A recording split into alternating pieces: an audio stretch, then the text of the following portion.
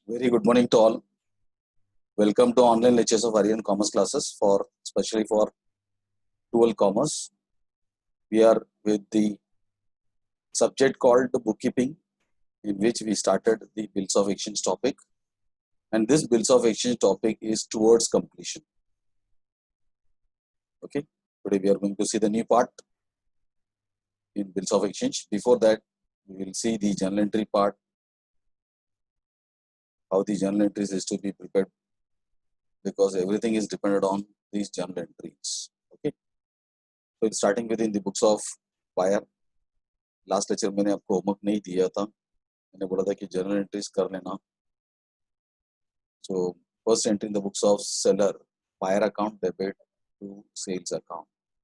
Second entry will be bills accepted received, bills receivable account debit to buyer account. Then treatment of bills of exchange. Treatment of bills of exchange में there are 4 different types of entries. First entry will be when the bills of exchange is retained, no entry. But अगर वो बोलेगा कि मैंने bills of exchange को bank को दे दिया और मुझे इमरजेंसी था पैसे का, तो उसके लिए मैंने ले लिया, तो फिर entry will be cash account debit, discount account debit to bills receivable account. If the bill is endorsed, then entry will be endorsee account debit to bills receivable account. The bill is sent to bank for collection. Seller अगर बोलेगा कि bill मैंने collection को दिया, then the entry will be bill for collection account debit to bills receivable account. उसके बाद उन्होंने बोला कि नॉर्मली ऑनर होना चाहिए, बट बहुत सारा समय हम देखते थे कि ऑनर नहीं होता था.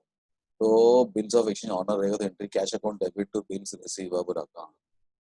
Cash account debit to bills receivable account. अगर डिस्काउंट करने के बाद अगर सेलर बोलेगा कि ऑनर हो रहा है, तो फिर सेलर को पैसा नहीं मिलता है, बैंक को पैसा मिलता है. therefore no entry in the books of seller. No entry in the books of seller. उसके बाद अगर समय बोला रहेगा, सेलर को देखिए एंडोर्स किया हुआ बिल ऑनर हो रहा है, तो फिर वो बोलेगा कि उसका भी एंट्री वो नहीं करेगा. रीजन इज उसका एंट्री वो नहीं कर सकता क्योंकि पैसा वो ले नहीं सकता. उसके बाद बिल फॉर कलेक्शन, तो entry will be bank account debit, bank charges account debit to bill for collection account. उसके बाद सब में आपको बताया जाता है कि अगर बायर पैसा नहीं देगा तो फिर डिसऑनर का एंट्री हमको करना पड़ेगा.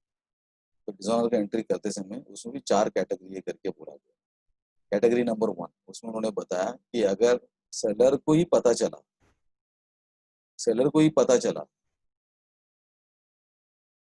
कि बिल डिसऑनर हो रहा है, वही गया और उसको पता चला कि बिल इज डिसऑनर, तो फिर buyer account to bills receivable to cash account. उसके बाद डिस्काउंट कर बैंक में हमने बिल्स ऑफ एक्सचेंज दे दिया था, बैंक ने आके हमको बताया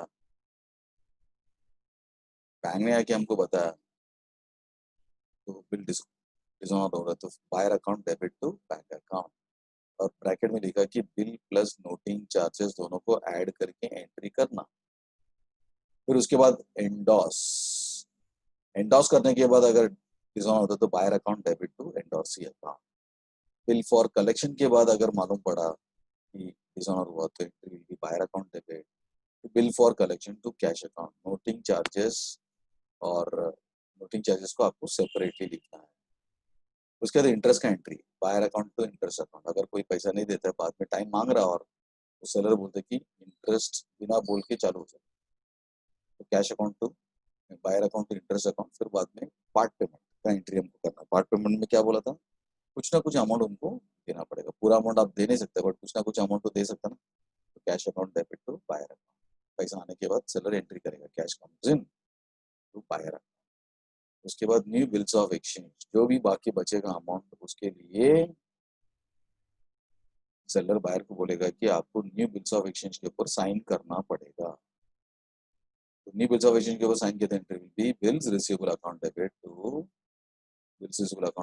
बायर अकाउंट. तो the new bill will be honoured.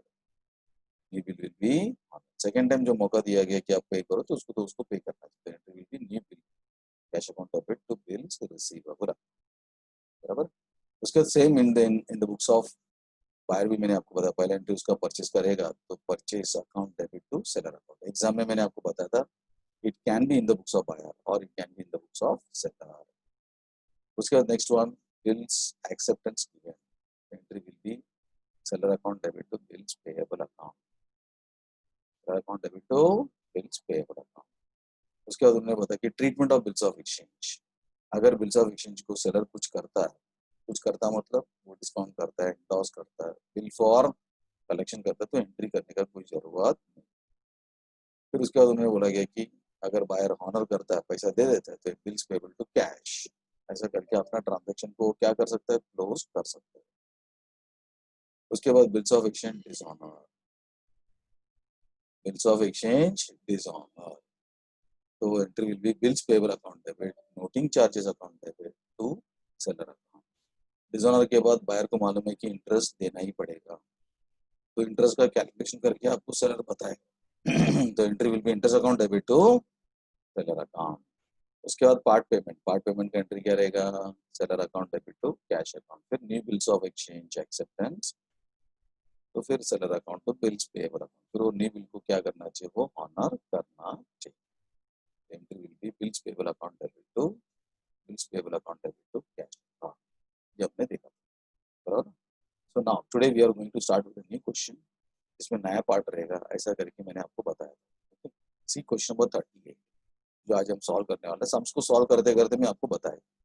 Okay, तो फर्स्ट वन, पहले उसको मैं रीड कर लेता हूँ और उसमें क्या नया पॉइंट है मैं आपको बताया, एक्सप्लेन करके फिर उसको कंक्लूड करेंगे, चलेगा ना। तो स्टार्टिंग विद फर्स्ट वन, पहला information, Prashant draws a bill on Rohit worth ₹8,000 for 3 months which was accepted by Rohit. On the same date, Prashant discounted the bill with his bank 10% per annum. On due date, Rohit dishonored his acceptance. Rohit paid 4,000 to Prashant and accepted a fresh bill for the 2 months for the balance including interest of 40. फिर उसके बाद बताया कि Rohit become insolvent, ये वाला point तुम्हारा नया point, जिसके लिए ये लास्ट पार्ट माना जाता है बिल्स ऑफ एक्सचेंज का, एंट्रीज का। Rohit become insolvent before the due date of the bill and 50 पैसे इन अ रूपी, मतलब 2 लाइन आपका, लास्ट 2 लाइन आपको जो बताया वो न्यू पॉइंट है, तो इस सम्स में हमको सॉल्व करके कवर करना है। As final first and final dividend from the estate, pass journal entries in the books of Prashant and his account and his account, ऐसा उसने बताया। Again it is a board question, board में पूछा हुआ 10 marks का question, ठीक है। तो एक बार मैं आपको बता, प्रशांत ड्रॉस अ बिल, प्रशांत ड्रॉस का मतलब प्रशांत इज ड्रॉवर, 8,000 का 3 महीने का टाइम बायर ने मांगा, बायर का नाम उसने बताया बाद में Rohit, which was accepted by Rohit. On the same day Prashant discounted the bill with his bank, Prashant बोलते कि मेरे को 3 महीना वेट करना नहीं है, मेरे को पैसा चाहिए, इसके लिए मैंने वो बिल लेके गया बैंक में, बैंक को बोला कि तुम वेट कर लो और तुम मुझसे पैसा ले लो, चाहिए तो मुझे कम करके दे दो, कुछ ना कुछ चार्जेस ले लो। तो बैंक ने बोला कि 10% लेने वाला पर आना, 10% तुम चार्जेस लेगा 3 महीने। On due date Rohit dishonoured his acceptance, 3 महीना कंप्लीट होने के बाद बायर पैसा पेमेंट किया नहीं है, तो पैसा मालूम पड़ा रहेगा, हाँ पहला बैंक गया रहेगा मांगने के लिए, फिर बैंक को पता चला रहेगा कि पैसा नहीं दे रहा हो, फिर बैंक उससे कुछ बोलता नहीं है, सीधा सीधा किसके पास आएगा, वो सेलर के पास आएगा। ये सब स्टोरी मैंने आपको बताया था पहले। बैंक आके सेलर को बोलेगा कि आपका बिल्स ऑफ एक्सचेंज आप रिटर्न ले लो और मुझे पैसा दे, क्योंकि तुम्हारा बायर पैसा नहीं दे रहा। फिर वो सेलर बैंक को पैसा देना चाहिए, फिर रोहित से बात करना चाहिए। इसने बोला कि Rohit paid 4,000 to Prashant, seller बोलते कि मैं बायर को बोला कि पूरा नहीं है तो कुछ तो दे दे, तो उसने 4,000 and accepted bill for another 2 month, और 2 महीने का टाइम मांगा बाकी का अमाउंट के लिए, तो इंटरेस्ट कुछ 40 रुपीज का बात हुआ, ठीक है। रोहित बिकेम इंसॉल्वेंट, वो नया पॉइंट है, वो आपको उधर बताएगा, ठीक है। तो इसका पॉइंट के ऊपर हमको ध्यान दें, तो I will explain this point, इसका पहला मीनिंग बताएगा क्या होता है, क्या क्या नहीं होता करके, फिर उसके बाद में आपको उसके बाद में आपको क्या करेगा, उसका एक सम आपको करके बताएगा कि रियली वो कैसा सॉल्व, ठीक है। तो will transfer my section two notebook section. Notebook section में मैं ट्रांसफर कर लेता हूँ, फिर उसका एक्सप्लेनेशन में करता हूँ, ठीक है। तो if you see this part,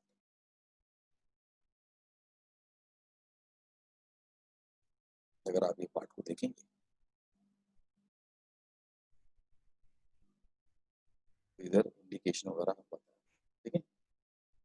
तो सबसे पहले मैं एक्सप्लेनेशन में कर लेता हूँ आपको।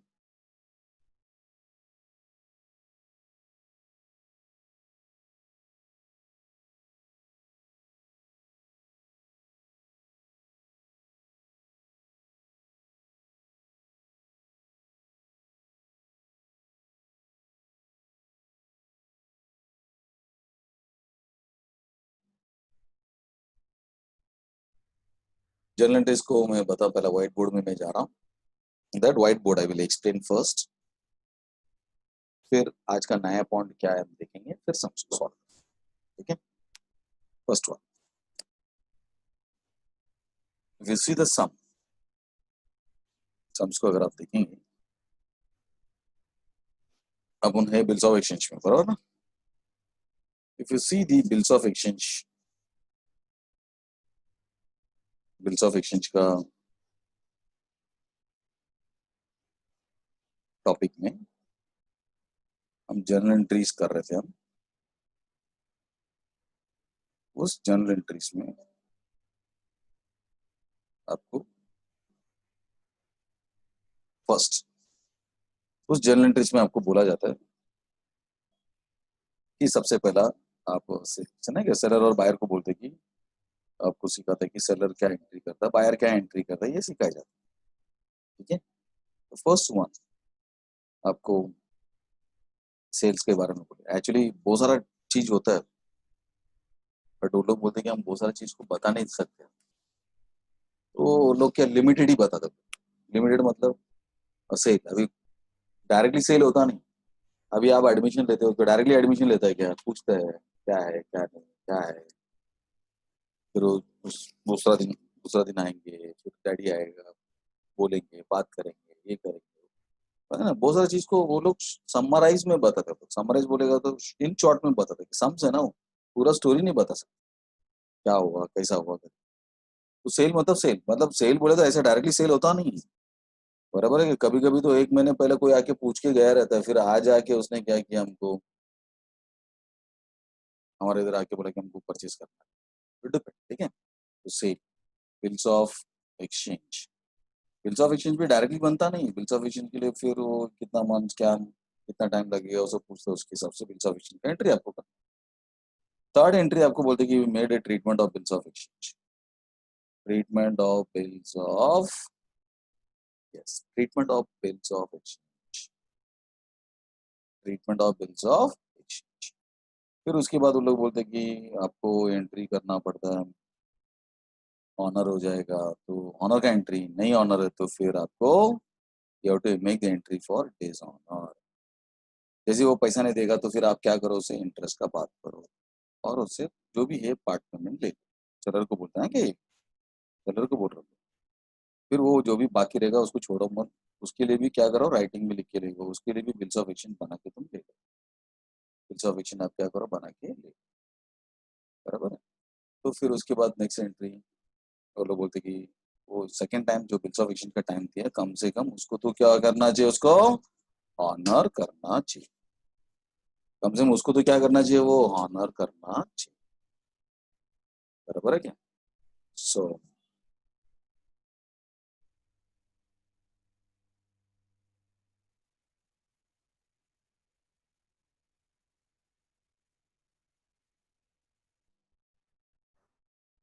बराबर है, सेम एज इट इज, ये सारा चीज किसकी बुक्स में भी रहेगा, in the books of, in the books of buyer भी रहता है। In the books of buyer सबसे पहला परचेजेस, परचेजेस के बाद बिल्स ऑफ एक्सचेंज, फिर वो ऑनर किया तो एंट्री, डिसऑनर किया तो क्या एंट्री, इंटरेस्ट का क्या एंट्री, पार्ट पेमेंट का क्या एंट्री, फिर राइटिंग में लिख के फिर ऑनर, समझा क्या आपको? बायर को भी लोग वही बोलते हैं कि वो पहली बार आपको देने को नहीं होता है, ठीक है, इंटरेस्ट के साथ, बाद में तो आपको देना है, अब बाद में क्या करना, आप दे देना, समझा क्या आपको? ऐसा बोल के खत्म। आज का जो सम्स है उसमें आपको ये बोला जाएगा कि सेलर आपको कंप्लेंट करेगा कि सेकेंड टाइम उसने जो टाइम मांगा 8,000, इस समय 8,000 रुपीज है, बोले कि मैं आधा देगा, बाकी आधा वो बाद में देगा करके बोला, उसके लिए उसने 2 महीने का टाइम मांगा था, पहला 3 महीने का टाइम मांगा था, मैं देता हूँ करके, 3 महीना कंप्लीट होने के बाद आके बोलते कि मेरे पास अभी पैसा नहीं है, तो अभी और 2 महीने का टाइम मांगा, लेकिन वो 2 महीना कंप्लीट होने के बाद भी उसका पेमेंट वो नहीं कर रहा है, उसका पेमेंट वो नहीं करे, तो फिर कैसा कर? The second bill is also dishonored. Second bill is also dishonored.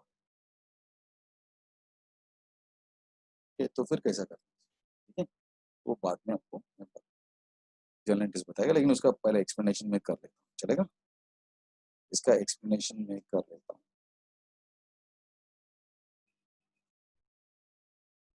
उसके बाद इसका एक्सप्लेनेशन ऐसा है कि सपोज अगर समझो कोई सेलर बायर को टाइम दिया और उसने नहीं पेमेंट किया, सेकेंड टाइम भी, फर्स्ट टाइम तो दिया उसने, नहीं पे किया, तो आपस में बात करके इंटरेस्ट के साथ पैसा ले सकते हैं, नहीं है तो आप झगड़ा करके नोटरी पब्लिक में जा सकते हो, नोटरी पब्लिक में जा सकते हो, और नोटरी पब्लिक में आप दोनों झगड़ा करके जो भी रहेगा उसका मैटर को सॉल्व कर सकते हो, मैटर को क्या कर सकते हो, सॉल्व कर सकते हो। लेकिन सेकेंड टाइम अगर समझो टाइम, सेकेंड टाइम भी अगर समझो वो डिसऑनर करता है, सेकेंड टाइम भी वो डिसऑनर कर देता है, पैसा नहीं दे रहा है, ऑलरेडी उसको 3 महीना दिया और फिर 2 महीना मांगा वो भी दिया, इसका मतलब टोटल कितना महीना कंप्लीट हो गया, 5 मंथ्स कंप्लीट हो गया, अगर उसके बाद भी वो पैसा नहीं दे रहा है, इसका मतलब बिजनेस में है क्या, स्पेशली बिजनेस, बिजनेस में आपको तकलीफ होने का चांसेस हो सकता है, कौन समझे क्या, होने का चांसेस, बिजनेस की बात कर रहा हूँ कि बिजनेस की, घर की बात नहीं कर रहा हूँ, बिजनेस की बात कर रहा हूँ। सेकेंड टाइम भी अगर वो पैसा नहीं देता है, सेकेंड टाइम भी वो पैसा नहीं देता है, तो रियली कुछ प्रॉब्लम रहेगी, रियली कुछ प्रॉब्लम रहेगा, ऐसा कोई बिजनेसमैन नहीं करते कि पहली बार उसने नहीं दिया मालूम, बट सेकेंड टाइम भी नहीं दिया, तो फिर इसका मतलब उसका नाम खराब हो जाएगा, अगले बार उसको कोई पैसा नहीं दे, तो रियली ऐसा देखा जाएगा ना, तो लोग बोलते हैं कि जो बायर दूसरा बार भी पैसा पे नहीं करते, तो इसका मतलब रियली उसका कुछ तो तकलीफ चल, रियली का मतलब समझो ना, रियल का मतलब जैसा फॉर एग्जाम्पल वो पे नहीं कर सकते, जैसा फॉर एग्जाम्पल मैं आपको बताता हूँ, ठीक है, एक बैंक है, तो आपका लाइव एग्जाम्पल मैं आपको बताता हूँ, बोलते ना बैंक डूब जाता है, तो बैंक डूबता नहीं, सपोज कल्याण का एक बैंक है जिसमें लोग कल्याण का लोग पैसा उन्होंने जमा करके रखा है, पैसा जमा करके रखा है, ठीक है, एक बिजनेसमैन जो विजय मल्ल्या जैसा है, वो पैसा डुबा के बाहर गया, उसने क्या किया, जो अभी कल्याण का बैंक बोलेगा तो कल्याण का बैंक में पैसा किसका रहेगा, रे कल्याण का पब्लिक करे, कल्याण का पब्लिक करे, कल्याण का पब्लिक करे, कल्याण का पब्लिक करे, बराबर ना, कल्याण का पब्लिक करे, तो ये जो पैसे जमा किए समझे, एक 4 करोड़, 4 करोड़, कितना, 4 करोड़, तो ये बैंक ने गलती कर दिया कि इस आदमी को पूरा 4 करोड़ दे, और ये लेके भाग गया, देता करके बोला हो, भाग गया। इसका मतलब बैंक का गलती नहीं है, बैंक बोलते कि हमको कोई डुबा, हम डूबते नहीं, हमको कोई डुबा देते, हमको कोई डुबा देते, जैसे एक बिजनेसमैन का एग्जांपल में बता, एक बिजनेसमैन, उसने टीवी बेचने का बिजनेस चालू किया, एक टीवी 10,000 का, वो 40 टीवी उसने खरीद के लेके आया और 40 टीवी का कीमत 4 लाख, कितना हो गया 4 लाख। एक कस्टमर आया, वो बोलते कि सर मेरे को टीवी चाहिए, मुझे क्या चाहिए, टीवी चाहिए। मैंने उसको दे दिया, पूरा 40 टीवी उसको ही दी और 4 लाख रुपए का बिल बना के उसको दे दी। तो उसने बोला कि sir I will pay after 3 months. मैंने भी बोला चल एक साथ सेल हो रहा, दे दी।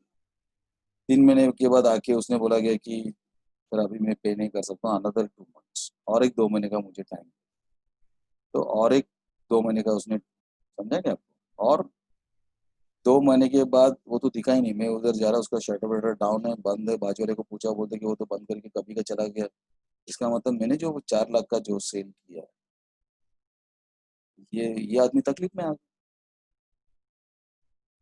कोई भी बिजनेसमैन प्रॉब्लम में तब आता है जब उसका कस्टमर उसको प्रॉब्लम क्रिएट कर, जब उसका कस्टमर उसका प्रॉब्लम क्रिएट कर दे तभी उसको प्रॉब्लम आता है, नहीं तो प्रॉब्लम आता। समझेगा? अभी समझो ये आदमी भाग गया, 4 लाख का बिल्स ऑफ एक्सचेंज उसने लेके भागा। बिल्स ऑफ एक्सचेंज को तो कोई मतलब ही नहीं है अभी, ये वो पैसा ही नहीं दे रहे और आदमी दिख भी नहीं रहा है। तो फिर ये आदमी, वो तो जिसने पैसा लेके गया उसको तो प्रॉब्लम नहीं रही, वो तो चीज भी लिया पैसा भी नहीं दिया, तकलीफ इसको हो जाएगा। ये अभी किसी को पे नहीं कर पाएगा क्योंकि ये पैसा इधर से आता था 4 लाख, तो फिर वो किसी को पे कर सकता। तो अगर कोई आदमी का प्रॉब्लम हो रहा है, बिजनेस में है क्या, बिजनेस में, तो उसके कारण नहीं हो रहेगा, उसके कस्टमर के कारण होता है। का कस्टमर अगर पैसा नहीं देगा तो इसको प्रॉब्लम होने का चांसेस हो सकता है। कौन समझा कि आपको मैंने क्या बताया? हाँ। तो अगर कोई, जैसे मैंने इधर बताया, बोलते मैं सर मैं पहली बार नहीं दे सकता हूँ, फिर वो बोलते सर मैं दूसरे बार भी नहीं दे सकता हूँ, तो आपको डाउट आना चाहिए उसके ऊपर, वो क्यों नहीं पैसा दिया जाए। तो जिस आदमी का प्रॉब्लम चल रहा है तो उसका प्रॉब्लम रहेगा, क्योंकि मैंने बताया था कि उसका प्रॉब्लम वो क्रिएट नहीं करता है, उसको जो पैसा देने वाला वो लोग क्रिएट करते हैं। बोलते ना बैंक डूब गया, तो बैंक डूबता नहीं है, बैंक को कोई तो डुबा के भाग गया रे। विजय वाला भागे, ले 3-4 बैंक का पैसा मजबूत लिया और लेके भाग गया। बैंक वाला बेचारा राह देख रहा, कभी आएगा वो, कभी करेंगे, कभी उसका जब्त करेंगे, कभी उसका प्रॉपर्टी बेचेंगे, कब उनसे हम पैसा लेंगे। बराबर है क्या? therefore therefore इधर आपको कभी समय अगर बोलता है कि सेकेंड टाइम भी पैसा नहीं दे, तो सिचुएशन वर्स्ट हो जाए। ठीक है, तो अब एक और एक सिचुएशन है, मैं आपको बताता हूँ। ठीक है, तो सपोज अगर समझो कोई बायर पैसा नहीं देता सेलर को, इसका मतलब इसका रियली सिचुएशन खराब है। इसको खराब करने वाला वो नहीं रहेगा, उसका कस्टमर से, उसका कस्टमर ने उसको पैसा नहीं दिया इसके लिए, इस क्योंकि आपसे उसने लेके गया, उसने और किसको बेचा रहेगा ना रे। मेरे से उसने 40 टीवी लेके गया, फिर बाद में वो 40 टीवी लेके फिर एक एक कस्टमर को बेच रहा है। समझा क्या आपको? और फिर वो उसको पैसा आता है, फिर वो पैसा हमको देता हो। बराबर है क्या? तो अगर समझो बायर टाइम पे पैसा नहीं दे रहा है, टाइम पे पैसा नहीं दे रहे सर, बायर बोलते सर मैं दे नहीं सकता हूँ, एक बार हो गया, दूसरे बार हो रहा है, इसका मतलब ये होता है ये बायर रियली तकलीफ, ये खाली मुझे नहीं देना है, क्योंकि बहुत सारे लोग से लिया रहता है ना, वो दूसरे से भी लिया उसने, उसको भी पैसा देने का, उसको तीसरे से भी लिया उसने। जैसे किराना वाला है, तो किराना वाला बोलते हैं कि मैं एक बिजनेस बिजनेस से नहीं लेता हूँ, अलग अलग गोदरेज कंपनी से भी लेता हूँ, टाटा से लेता, टाटा नमक है, टाटा वो है, ये है, आशीर्वाद कंपनी से लेता, आशीर्वाद आटा हो गया, बराबर ना, झंडू बाम हो गया, ये कंपनी का, हिंदुस्तान लीवर लिमिटेड का प्रोडक्ट हो गया। ऐसा बहुत सारा प्रोडक्ट हर एक, हर एक लोग से हम खरीदते हैं और सबको पैसा देना पड़ता है। वो लोग हमको उधार देंगे लेकिन हमको उनको क्या करना पड़ेगा, टाइम पे पैसा देना पड़ेगा। तो बायर क्या बोलते हैं कि मैं सबसे लेता हूँ, लेकिन अगर समझो मेरा कस्टमर मुझे डुबा के चला जाता है, और एक कस्टमर बॉस हो गया, क्या ध्यान में रखो, जैसा बोलते हैं ना अपने घर पे एक आदमी बीमार पड़ा, पूरा फैमिली डिस्टर्ब में हो। डैडी काम पे नहीं जा सकते, डैडी हॉस्पिटल में इधर उधर डॉक्टर को मिलने के लिए, मेडिसिन लेने के लिए, बड़ा लड़का कॉलेज नहीं जा रहा है, तो खाना लेने के लिए, खाना देने के लिए डैडी उधर हॉस्पिटल में ही, बराबर है। दूसरा नंबर का लड़का रात को सोने के लिए उधर, पिताजी सुबह से लेकर शाम तक इधर उधर घूमते रहे तो थक जाते। और तीसरा वाला लड़का रात को उधर सोने के लिए, सुबह 7 बजे उठ के वो इधर आ जाता है, उसका डैडी उधर चला जाता है, डैडी आया ये निकल जाता है, फिर इधर घर का काम, फिर बहन जो है वो खाना बनाने में बिजी है, सुबह डब्बा बनाना, दोपहर को डब्बा बनाने का, शाम को रात को बनाने का, मम्मी को जो हॉस्पिटल में उसका, और जो भाई है वो उनके लिए घर का काम करना उसको। इसका मतलब सबका काम बंद हो, स्कूल जाने वाली वो नहीं गई, दोनों कॉलेज जाने वाले दोनों लड़के लोग वो नहीं जा रहा, डैडी काम पे नहीं जा रहा है, और मम्मी हॉस्पिटल में सोई। हो गया, मतलब एक प्रॉब्लम, एक जन प्रॉब्लम क्रिएट करे, सबको प्रॉब्लम क्रिएट होना चालू है। अपने बायर भी वही बोलते हैं, एक कस्टमर हमारा प्रॉब्लम क्रिएट करेगा ना, पूरा बिजनेस का सत्यानाश हो जाएगा, ऐसा वो लोग बोलते हैं। और चाहिए तो मैं आपको एग्जांपल देता हूँ सत्यानाश होने का। देखो अभी एक बिजनेसमैन है, वो बोलते हैं कि सर मैं बुक बेचता हूँ, क्या बेचता हूँ, बुक बेचता हूँ। वो बोलते हैं कि मैं नोटबुक लेके आता हूँ, 45 रुपीज का नोटबुक। वो बोलते हैं मैं 40 रुपए में लेके आता हूँ, और उसको 5 रुपीज, कितना, 5 रुपीज मुझे एक बुक के पीछे प्रॉफिट, कितना, ऐसा मान के चलो तुम सेलर, तुम बुक बेचते हो, ठीक है। अभी देखो एक कस्टमर तुमको कैसे बैंड बजा सकता है, मैं आपको बता। सपोज अगर समझो मैं, पहला जो कस्टमर आया, कोई तो आया हमारा बिजनेस में, और हमारा बिजनेस का बुक्स देखा उसने, वो बोला अच्छा है, तो मैं बोला ठीक है चलो, उसने 45 रुपीज मुझे बुक लेके गया, पैसे दे दिए। तो पहला कस्टमर आया, तो फर्स्ट कस्टमर मुझे कितना, 40, कितना दिया, 45 रुपीज दिया। तो मुझे बताओ इसमें प्रॉफिट कितना है। तो 40 में मैं लेके आता हूँ बुक को, समझे ना, 10 बुक लेके आया मान के चलो, और बोलते कि मैं पहला उसको बेचा, मुझे प्रॉफिट कितना मिला, 5। दूसरा फिर 40, ऐसा करते करते मैंने क्या किया, 9 बुक बेचा। कितना बुक बेचा रहे, 8 बुक्स बेचे, ऐसा मान लीजिए, 8 बुक बेचे। हर एक का 45 मिला रहेगा, हर एक का 5 5 रुपीज का प्रॉफिट मिला रहेगा, तो 8 बुक का प्रॉफिट मेरा 5 5 रुपीज के हिसाब से कितना हो गया, 40 रुपया। बहुत मेहनत की है, ठीक है, 40 रुपए का क्या मिला रहे, प्रॉफिट। उसके बाद एक कस्टमर मेरे पास आया, एक एक कस्टमर अपना कैसा बैंड बजा था मैं बता, मेरे पास अभी कितना बुक बाकी है, 10 में से 8 बुक बेचा, 2 बुक मेरे पास पेंडिंग है, तो आया सर मेरे को उधार दो, मैंने भी दे दिया उसको। बहुत खुश था कि यार पूरा खत्म ही हो गया बुक। चलो, छोटा एग्जांपल आपको मैं बता रहा हूँ, बट फिर बाद में तुम सोच लेना कि बड़ा एग्जांपल में कैसा रहेगा फिर। तो उसने 2 बुक मांगा, तो मैंने क्या किया, 45 मल्टीप्लाइड विद 2 रुपीज, उसको बोला कि सर 90 रुपीज का बिल होता है। उसने बोला सर मैं 2 दिन के बाद लेके आता हूँ, जैसे नॉर्मली बड़े बड़े बिजनेस में 2 महीने के बाद बोलते हैं, मैंने 2 दिन के बाद होता है, ठीक है। चलो, हो गया, तो वो लेके चला, समझे क्या आपको, 45 मल्टीप्लाइड विद 2, 90 रुपीज का उसको बिल बना के दिया, बोला कि कल परसों लेके आके दे देना, चला गया, बट वो आया ही नहीं, वो आया ही नहीं।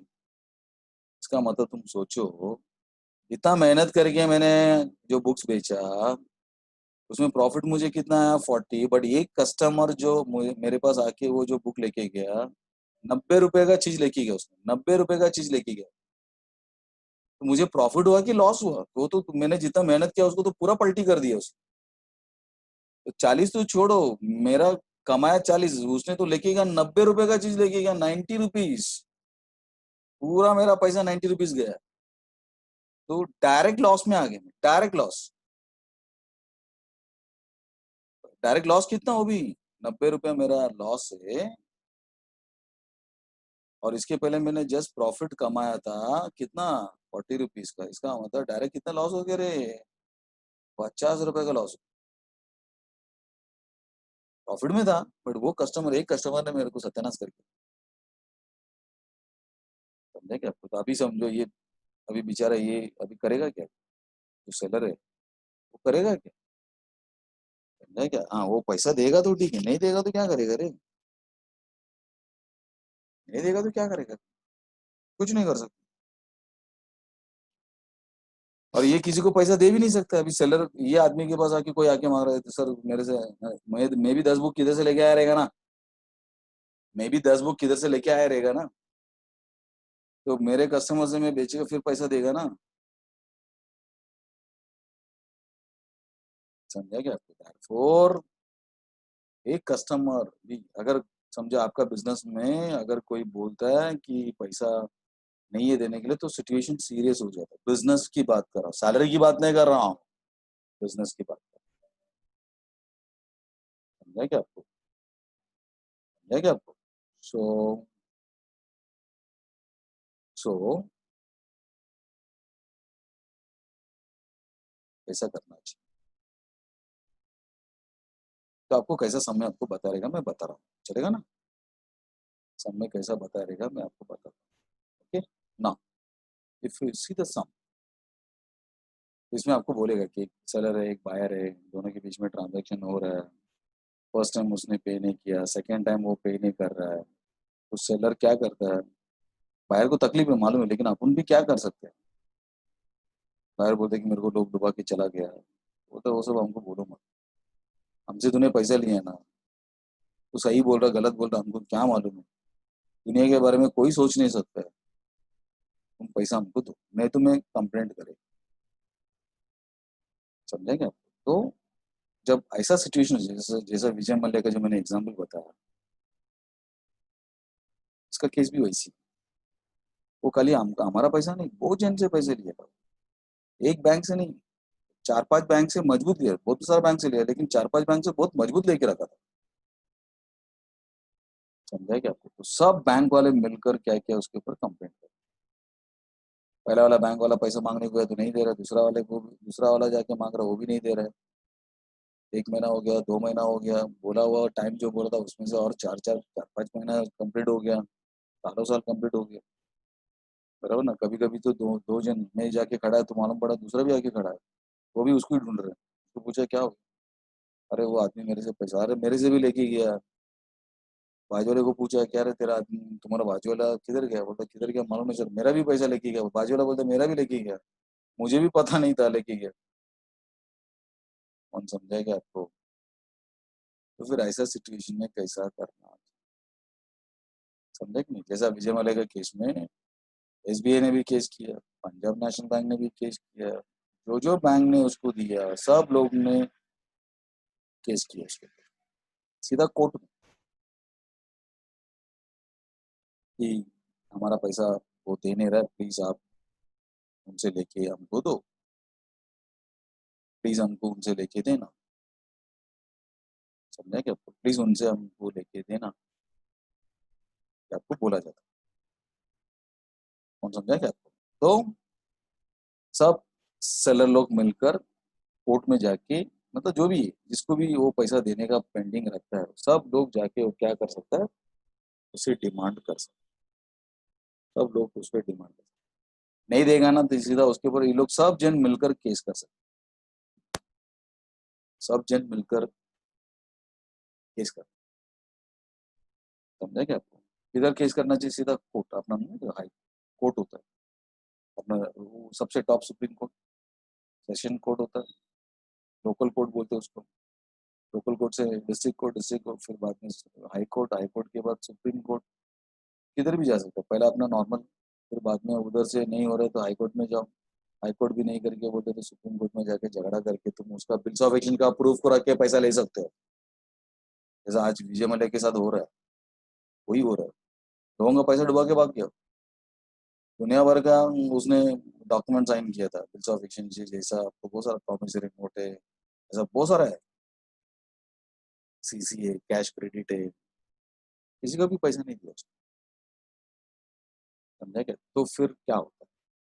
तो क्या होता है, अभी court will decide, court will decide.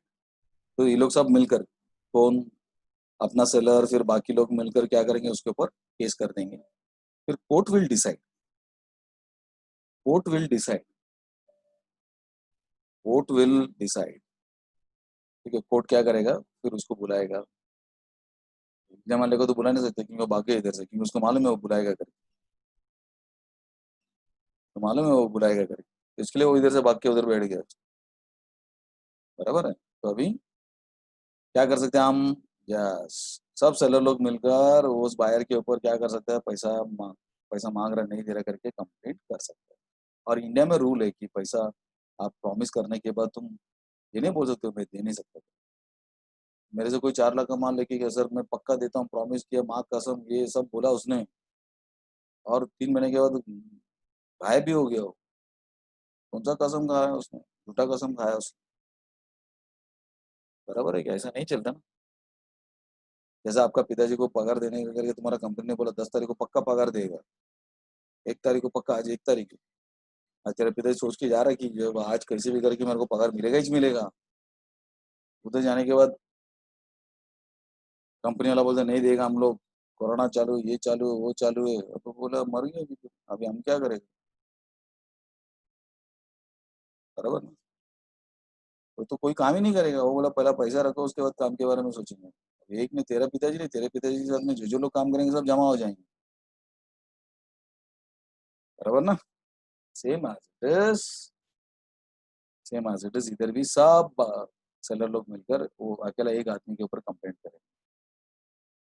देखिए, तो कोर्ट सबको वो बायर को बुलाएगा और पूछेगा कि देख तेरे ऊपर इतना सारा कंप्लेंट्स आया है, सही है क्या, सही है करके पूछने का उसको जरूरत नहीं, क्योंकि इधर जो डॉक्यूमेंट दिख रहा है, बिल्स ऑफ एक्सचेंज साइन में उससे दिख रहा है वहाँ, फिर भी उससे पूछता हो तो ये सब डॉक्यूमेंट तेरे खिलाफ आया है, ये सब इतना सारा बिल्स ऑफ एक्सचेंज आया है, तो क्या बोलते तू, बोलता हाँ क्या करेगा, मेरे पास भी पैसा नहीं है, मैं जिसको दिया था वो मेरा ऐसा ऐसा प्रॉब्लम हो गया, तो वो सब स्टोरी बता रहा है।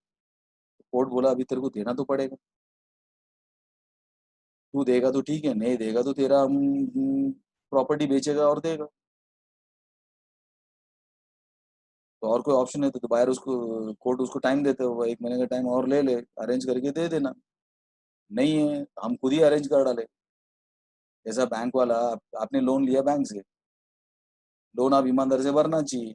घर तो ले लिया, घर पे सब लोग बैठ गए, तुम लोग फर्नीचर वगैरह बना लिया, अभी आप इंस्टॉलमेंट रेगुलरली भरना चाहिए, क्योंकि तुमने 15 साल का इंस्टॉलमेंट लेके रखा है।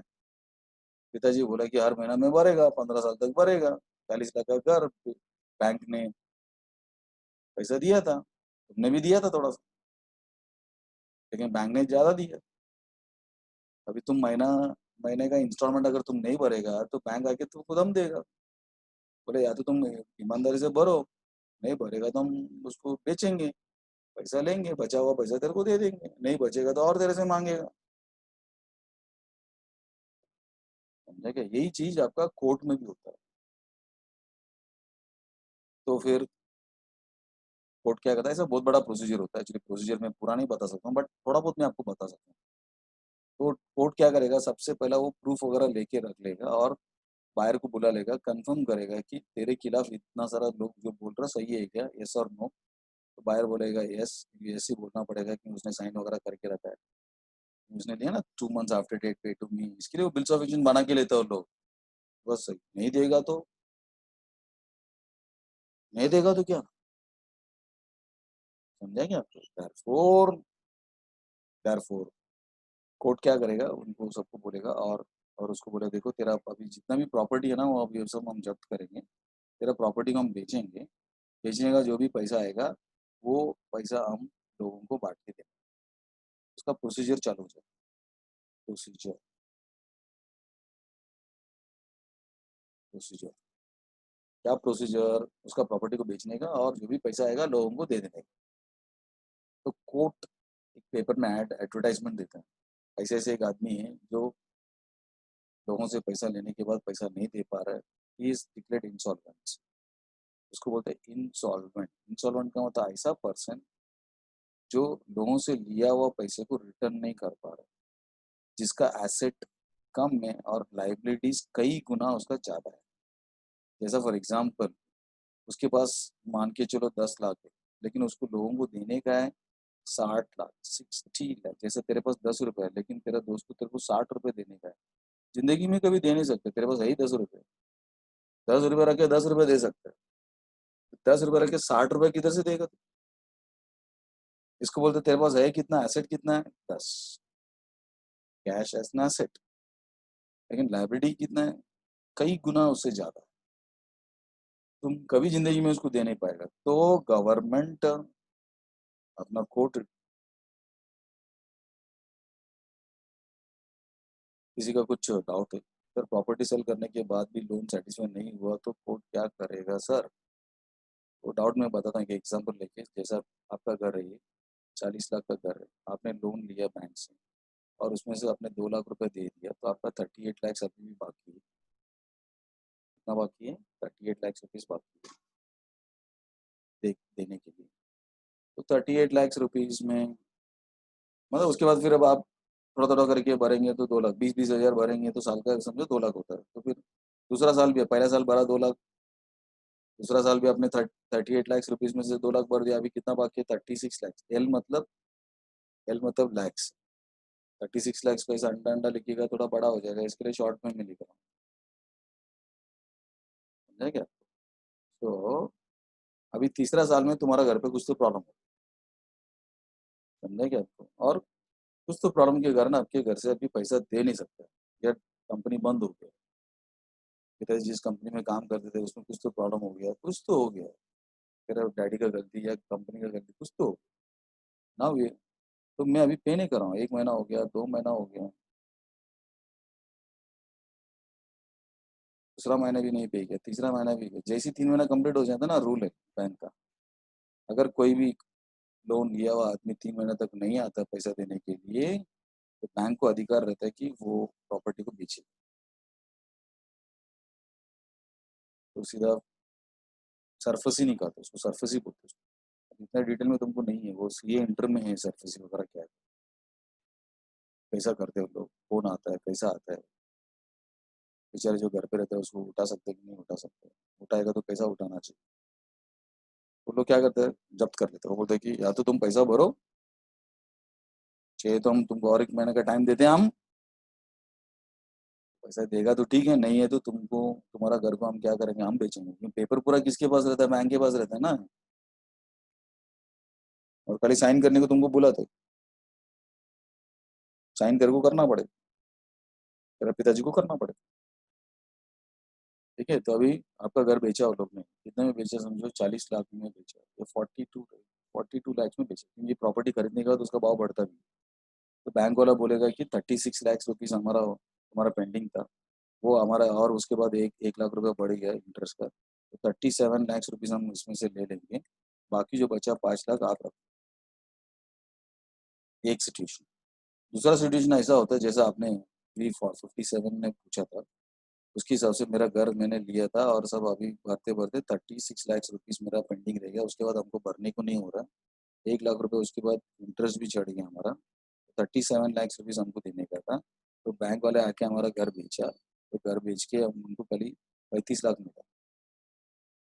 35 लैक्स।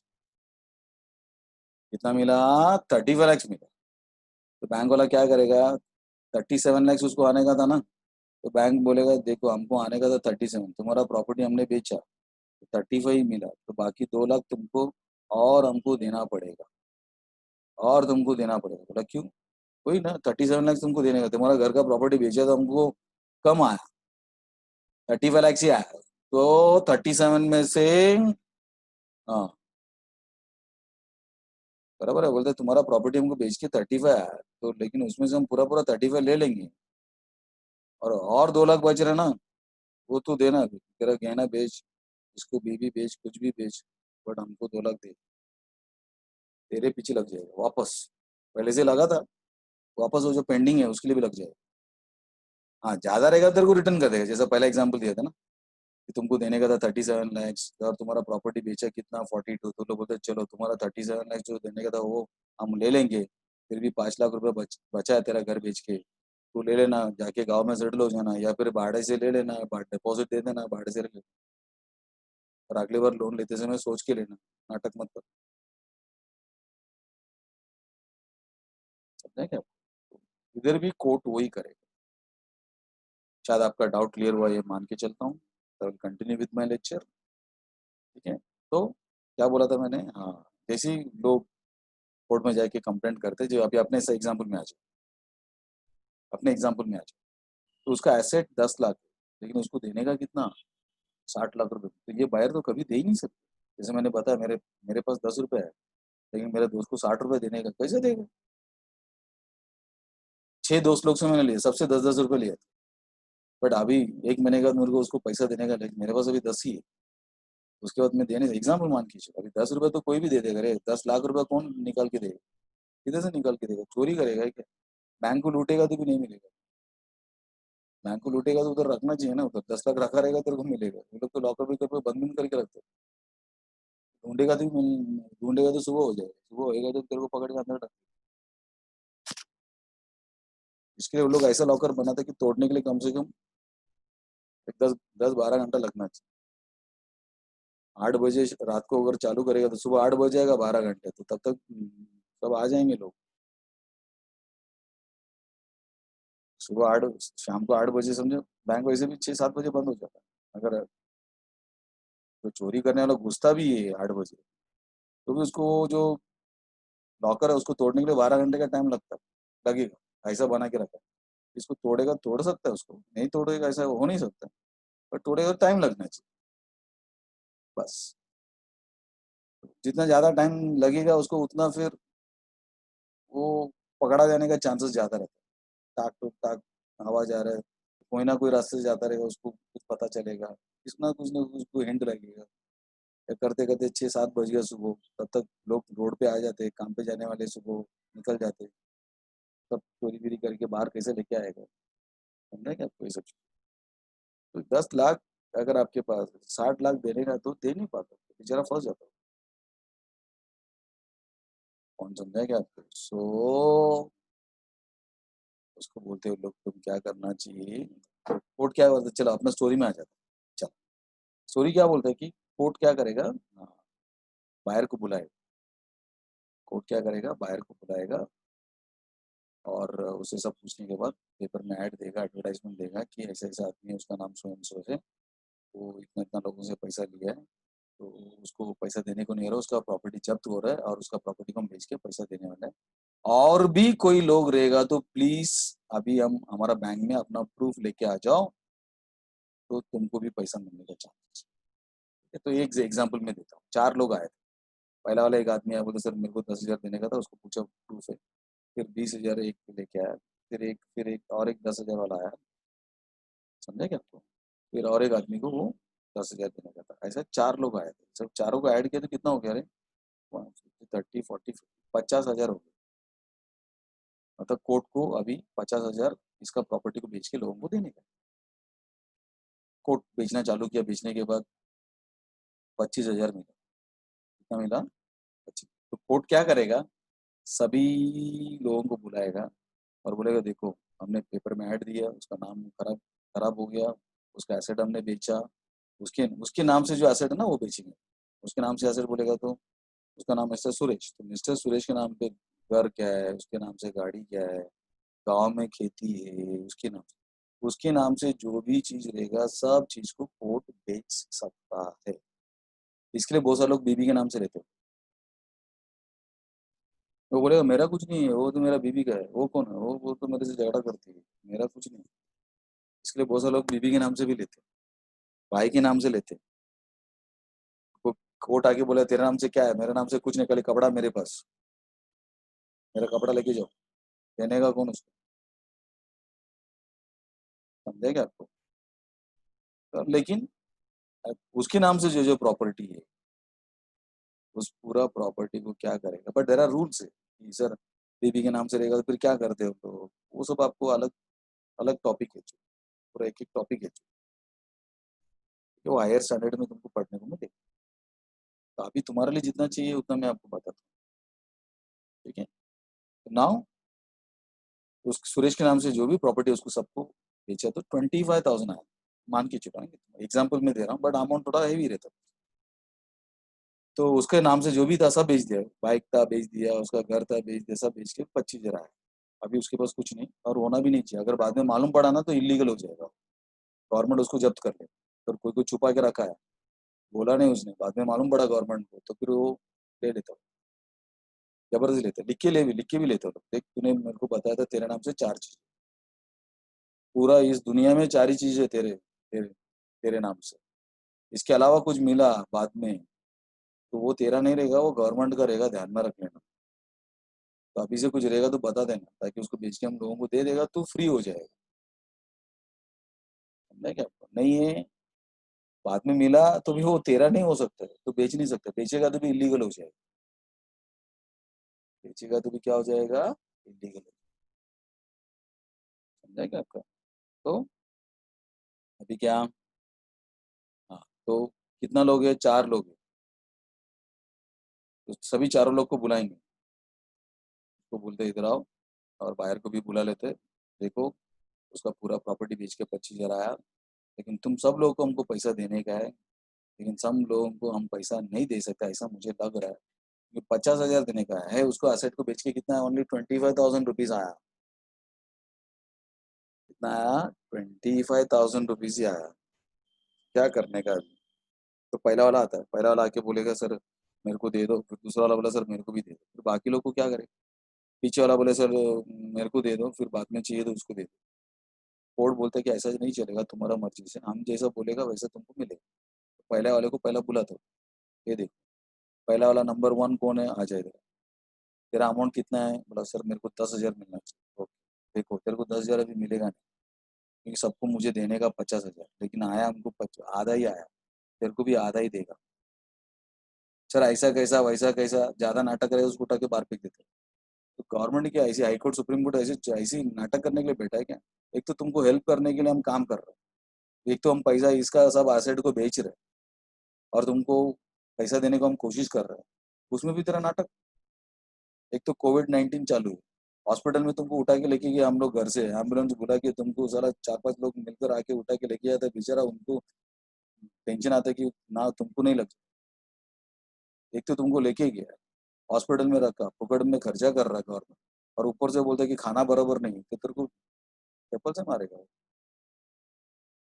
जो है खाना चुप बैठ ना, तेरे को क्या उधर बिरयानी देगा, या फिर तेरे को तेरा घर पे जैसा बनाता है वैसा तेरे को अंडा करी देगा, तेरे को वेज पुलाव देगा, तेरे को साइड डिश देगा, तेरे को फ्राई करके देगा अलग से, कुछ नहीं यार, तुम 14 दिन तेरे को चुपचाप जिंदा रहे और घर पे आ गया तो अच्छी बात। गवर्नमेंट बोलते है एक तो हमको इतना सारा काम रहता है, ऊपर से तुम अपना अपना नाटक।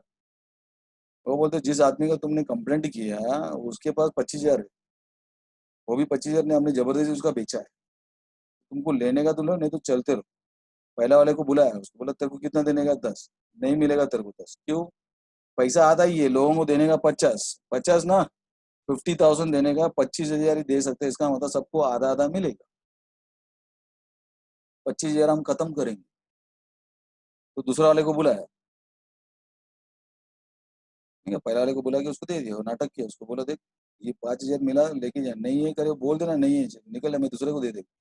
नहीं नहीं मैं ऐसी बोला, ऐसी पीछे बोलने का नहीं, नहीं मैं ऐसे बोल के दे, बोलने का नहीं। दूसरे को बुलाया, इधर आ, तेरे को कितना, बोला मेरे को सब मालूम पड़ा, पहले वाले का तुमने सब बताया, मैं समझ गया, समझ गया ना, हाँ ठीक है चल, तेरा कितना है, 20, कितना मिलेगा तेरे को, सर 10,000 मिलेगा, हाँ समझ, कैलकुलेशन मस्त है उसका। बोलता आधा मिलेगा, 20 है ना 10 मिलेगा। तीसरे वाले को बुलाया, बोला तेरे को समझाना, हाँ सर मेरे को पूरा अच्छी तरह से समझ, तो जितना भी रहेगा उसमें आधा ही मिलने वाला है, क्योंकि आप लोग के पास आधा ही पैसा है, 50 देने का था टोटल, उसका आधा ही है तुम्हारे पास। बोला ठीक है चल, वेरी गुड। चौथा वाले को बुलाया, उसको तो बोलने की जरूरत ही नहीं पड़ा, वो तो डायरेक्ट बोले सर 5,000 तो मैं जाता हूँ घर पे, मेरे को बहुत काम है। कितना हो गया रे, पहले वाले को 5 दिया, दूसरे वाले को 10, कितना हो गया, 15, 15 और 5 अनदर 5 इज 20, 20 और 5, और पहले वाले को बोलेगा देखो तेरे को 10,000 मिलना चाहिए था, 5 ही मिला, बाकी 5,000 डूब गए, खत्म, क्योंकि उसका पूरा एसेट हमने ले लिया, उसके बाद अभी कुछ है ही नहीं। तो अभी उसको छोड़ दो, बाहर जाके दम भी मत देना उसको। ये आगे क्या करते हैं लोग मैं अलग से अलग से टॉपिक्स में, बट इधर नहीं। दूसरा वाले को भी बोलेगा देखो तेरे को 20 मिलना चाहिए था, बट उसका पूरा जब्त करके 10 ही मिला, तो जो मिला वो मिला करके मान के चल के जाना। समझा क्या आपको? यस। फिर उसके बाद तीसरा वाले को भी बोल दे देख 10,000 तेरे को मिलना चाहिए था, आधा मिला। समझा क्या आपको? समझा क्या? तो जितना है उतना दे देता। फोर्थ वाले को भी बोल देगा तेरे को भी 10,000 मिलना चाहिए था, बट 5,000 मिला, तो जो मिला वो ले लो कैश। बाकी जो पैसा नहीं मिला वो डूब गया करके बैड डेट्स करके बताओ। बैड डेट्स करके बताओ। समझा क्या आपको? ये स्टोरी। तो सेलर को थोड़ा सा लॉस हो जाता, गवर्नमेंट लेकिन हेल्प करता। जैसा पहला नोटरी पब्लिक ने हेल्प किया था, वैसा इधर कौन हेल्प करेगा? Court will help. वो अकेला नहीं रहेगा, बहुत सारे लोग रहते हैं, सब जन मिलकर तुमको हेल्प कर। जैसा कोविड हो गया तो तू फिर तू अकेला नहीं, सब तेरे को उठा के लेके जाएगा, बेचारा उधर वार्ड बॉय रहता है, नर्सेस रहते हैं, डॉक्टर्स, सब तेरे को हेल्प करने की कोशिश कर, जितना हो सकता है उतना। बराबर ना? क्योंकि गवर्नमेंट की तरफ से किसी कोई तकलीफ रहेगी, इसके लिए तो ना वो लोग स्टैम्प पेपर में वगैरह लिख के लेते हैं। आपको मालूम रहेगा, मैं मेरा घर बेच रहा हूँ आपको, तो लोग बेचने का पैसा लेने के बाद क्या करते हैं, लोग पेपर में लिख लेते हैं। और ये वो पेपर ऐसा 1 रुपए का पेपर रहता है, लेकिन उसमें लिखा रहता है 5 लाख रुपीज। मतलब गवर्नमेंट को तेरे को 5 लाख देना पड़ेगा, मैं मेरा प्रॉपर्टी आपको बेचने के लिए या खरीदने के लिए। प्रॉपर्टी के 10 करोड़ का है। कल ये 10 करोड़ का प्रॉपर्टी का लफड़ा हुआ, समझो बायर और सेलर दोनों झगड़ा कर रहा है, तो कोई भी दोनों में से एक कोर्ट जा सकता है, और कोर्ट उसका केस को सुनेगा। क्यों सुनेगा? क्योंकि इसने अपना ट्रांजैक्शन करते समय 5 लाख रुपए दिया था गवर्नमेंट को, स्टैम्प पेपर में लिखा था, वो लिख के लिए गवर्नमेंट वही बोलते, 1 रुपए का स्टैम्प पेपर देता उसमें, वो लोग बोलते 5 लाख रुपीज तुम कोई भी बैंक में जाके डिपॉजिट कर दो, तो बैंक वाला स्टैम्प मार के दे देता, 5 लाख रुपए डिपॉजिट हो गया करके। किसी को कोई डाउट रहेगा तो पूछ लेना। ठीक है? जैसा V57 ने पूछा, सर घर बेचने के बाद अगर बैंक को पैसा पूरा नहीं नहीं देने को हुआ तो क्या करेगा? तो बोला ना पूरा पैसा नहीं देने को हुआ तो बोला जितना पैसा वो ले लेगा, बाकी तेरे पीछे लगेगा वापस। उसका बीबी बोलेगा, बीबी को बोलेगा तू दे थोड़ा सा, नहीं तो भाई को पकड़ेगा, कौन कौन उसके साथ में रहता है उनको पकड़ दो।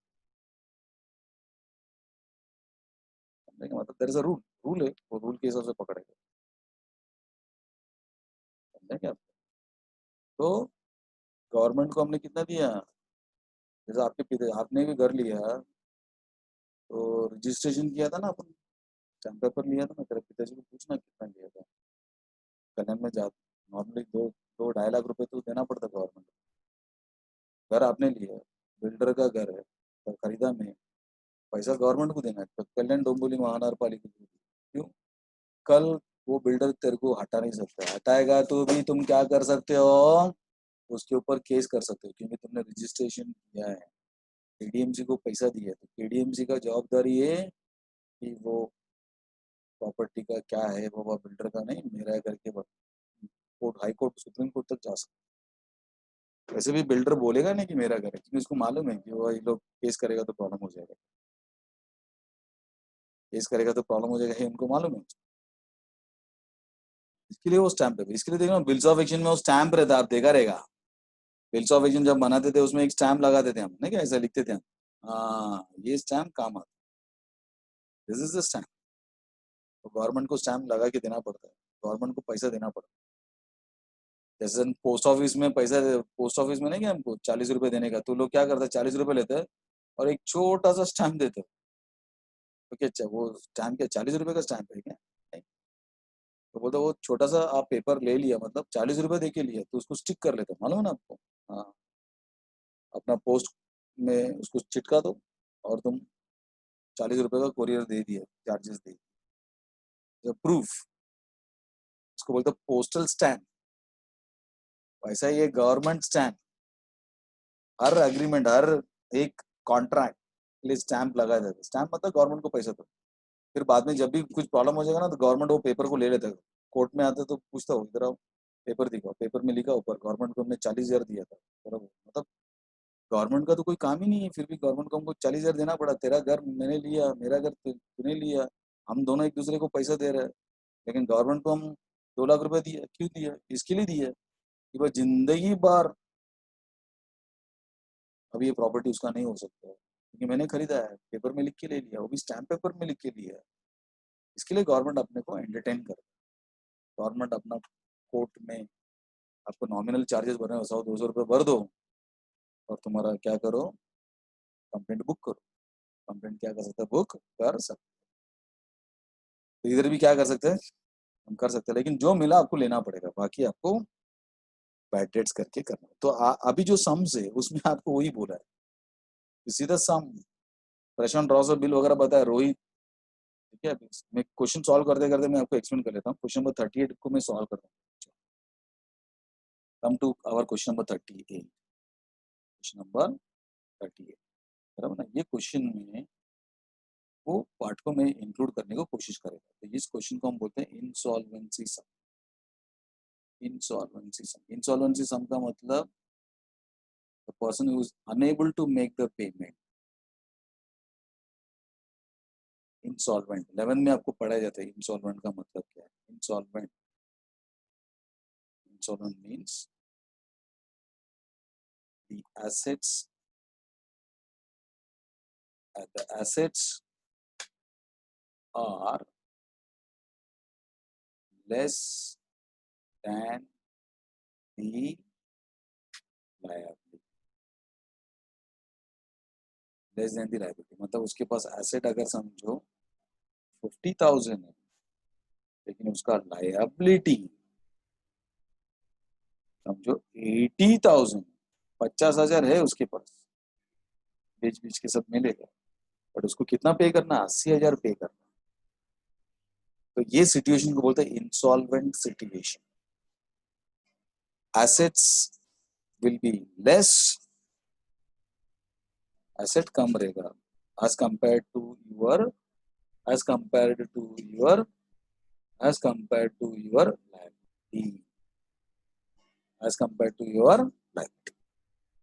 समझेगा। नॉर्मली कैसा होना चाहिए, नॉर्मल, नॉर्मल बोलेगा तो ज्यादा करके सेफ कौन सा है, solvent is safe.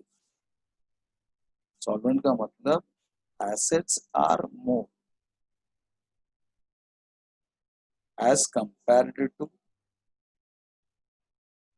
as compared to liability, as compared to liability। मतलब मेरे पास एसेट 50,000 है, लेकिन मेरे पास तो जिसको भी देने का है वो खाली 10,000। जैसे मान के चलो मेरे पास 50,000, बैंक को मुझे देने का 10,000। बैंक ने बोला कि नाटक किया रहा है तो ऐसा पैसा भरता नहीं, सीधा गया पूरा 10,000 दे दिया उसको, ले कल से दिखने का नहीं, चल बक। इसको बोलते हैं सॉल्वेंट। इसमें टेंशन लेने की जरूरत नहीं, कभी भी अपना लायबिलिटी को तुम क्या कर सकते हो, चुका सकते हो। इंसॉल्वेंट का इसमें थोड़ा सा टेंशन आ जाता है कि 50,000 है, लेकिन सब बेच बीच, 50,000 है मतलब समझते ना, बेच बीच के मिलेगा रे। जैसा फॉर एग्जाम्पल मैं आपको बताता हूँ, आपका घर का कीमत अभी बेचेगा तो 40 लाख मिलेगी, बराबर ना। लेकिन मेरे घर पे कोई आया, मेरे मामा आया, बोलते मेरे को 10,000 देना।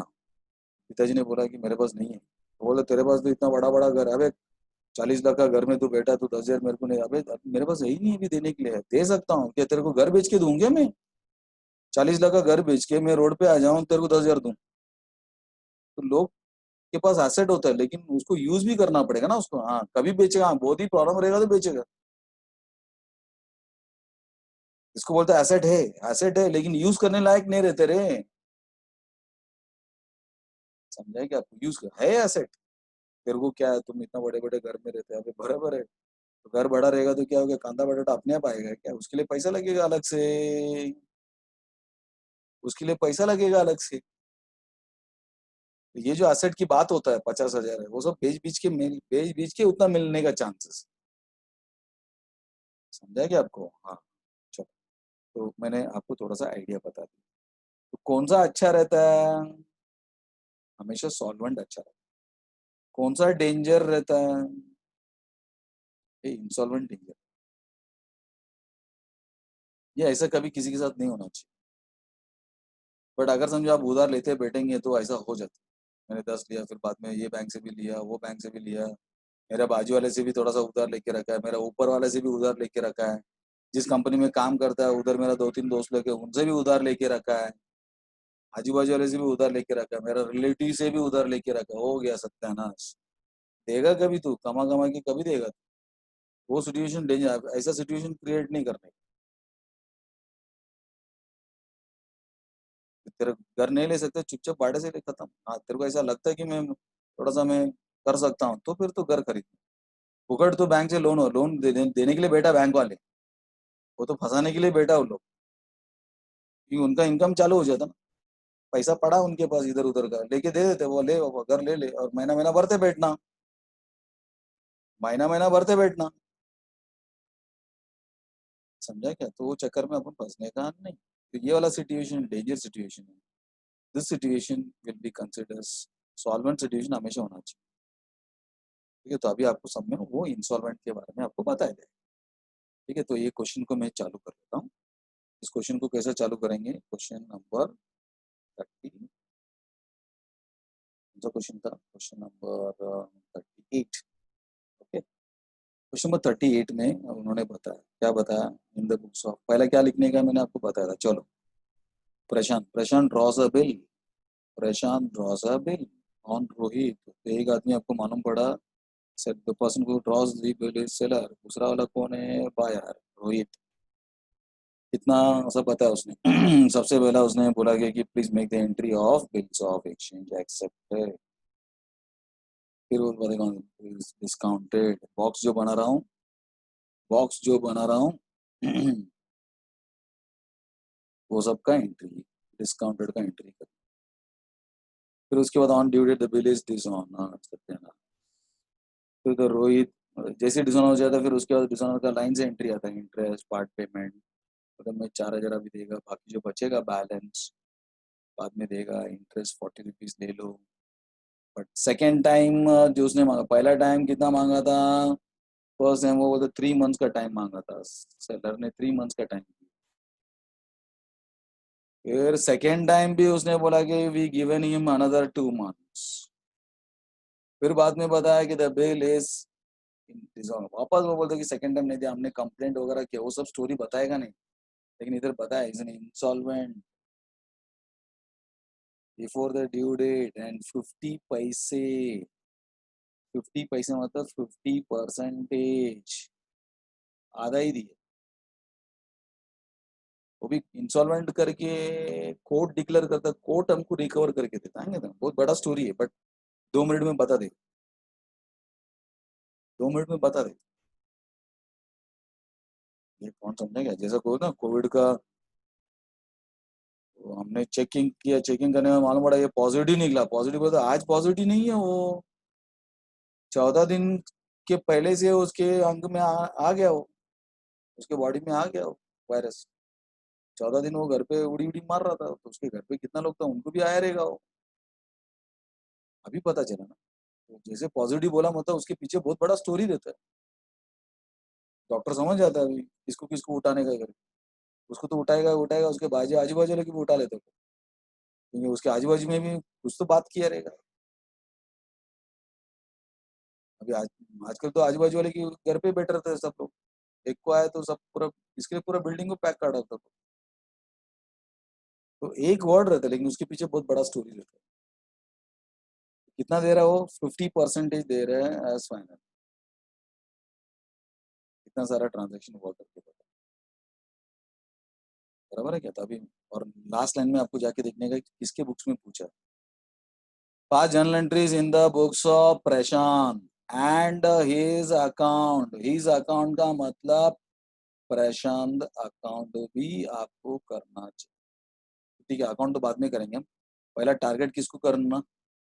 टारगेट किसको करो? जर्नल एंट्री, वो भी किसका जर्नल एंट्री? प्रशांत। प्रशांत कौन है रे? Prashant is seller, Prashant in our example is seller. तो सेलर का एंट्री पूछ रहा, बोला चलो सेलर का एंट्री में चालू कर लेता हूँ।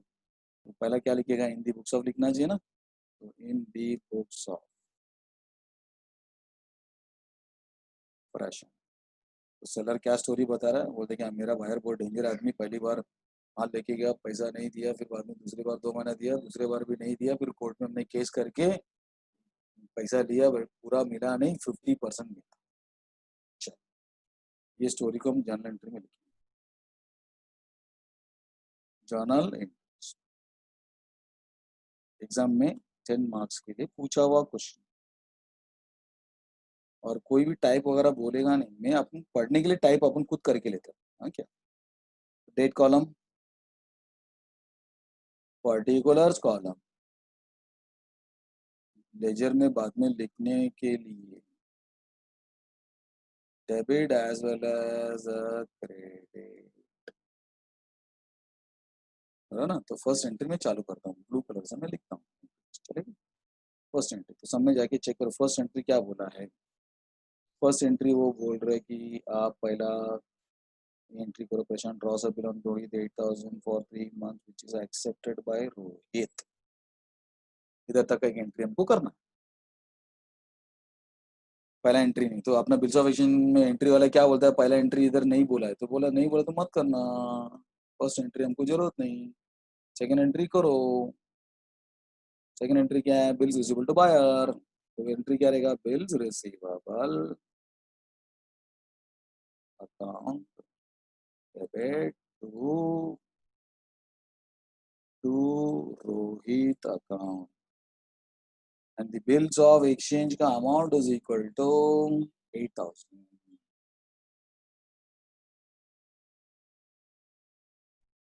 और ना कैसे एंट्री करना चाहिए मैंने बताया था, पहला एंट्री नहीं है तो सेलर किसके नाम से एंट्री करेगा रे। हाँ, सब एंट्री किसके नाम से रहेगा, रोहित के नाम से एंट्री चलती रहेगी। फिर आप उस तरफ क्यों लिखा है, मालूम है, सेलर पहला रहता है, दूसरा बायर रहता है। तो आपको मैं बता रहा हूँ कि वो एंट्री हम किसको भूल के भी एंट्री प्रशांत का नाम मत लिख देना। प्रशांत हमेशा किसके नाम से लिखेगा, रोहित के नाम, रोहित का बिल जॉब है, रोहित को सेल किया, रोहित ने नहीं दिया, रोहित ने डिसऑनर किया, सब रोहित के नाम से लिखते जाए, बराबर ना। Yes, narration being bills of exchange, bills of exchange acceptance receive, ये सब करते समय उसको पता नहीं था कि वो ऐसा करने वाला करे, तो मालूम नहीं था कि नहीं तो देता ही नहीं था वो। ठीक है, चलो ट्रांजैक्शन चल रहा। फिर उसके बाद वो बोलते कि on the same day Prashant discounted the bill with his bank at the rate of 10% per annum, तुरंत वो चला गया बैंक में, बराबर ना। तो treatment of bills of exchange में ये वाला एंट्री आपको आए, ये वाला एंट्री आए, कौन सा, कैश अकाउंट डेबिट। उसके बाद वो ऑनर किया तो ये वाला एंट्री आएगा, नहीं दिया तो ये वाला एंट्री आएगा। उसके नीचे ऐसे चलेगा, एक बार आपका स्टार्ट हुआ इधर, एक बार डिस्काउंट में आ गया तो फिर लाइन से ऐसे चलेगा। एक बार ये चालू, bill send is bank for collection, फिर इधर से ऐसे चलेगा, या तो ऑनर या तो डिसऑनर। सब में बोलेगा कि हमने कलेक्शन को दिया, उसके बाद ऑनर नहीं हुआ, डिसऑनर हुआ, तो ऐसे चलेगा। एंट्री नंबर 3 संभालने का, 4 संभालने का, 5 सिचुएशन देखे वो एंट्री करने, बाकी सब सिंगल सिंगल एंट्री रे, बाकी सब सिंगल सिंगल एंट्री, किधर भी तुम देखो, ये खाली वो तीसरा 4 5 ये डब्बा वाला एंट्री, थोड़ा सिचुएशन देके आपको एंट्री करना है। ओके, तो अभी अपन कौन सा सिचुएशन में, तो रफ कर देता हूँ मैं, ये वाला सिचुएशन में नहीं है अपन, ये वाला सिचुएशन में डिस्काउंट, डिस्काउंट किया तो एंट्री क्या, yes, cash account debit, discount account debit to bills receivable account, bills receivable 8,000, but ये दोनों अमाउंट हमको पता नहीं है, तो बोलते कि आप फिर पता कर लो, आप पेंसिल से क्या करो, उसका अमाउंट लिख लो। तो 8,000 का बिल्स ऑफ एक्सचेंज है, सब में आपको कुछ बोला नहीं, बट इतना बोला कि 10% चार्जेस लेगा, तो out of 12 how many months का बिल्स ऑफ एक्सचेंज है, देख लेना 3 मंथ्स, तो 3 महीना सेलर वेट करने वाला था, अभी बायर वेट, सॉरी बैंक वाला वेट करे, तो बैंक वाला बोलते कि मैं 10% लेगा 3 महीने के लिए, तो 8,000 multiplied with 10% divide by 12 multiplied with 3 करेंगे तो 200 रुपया।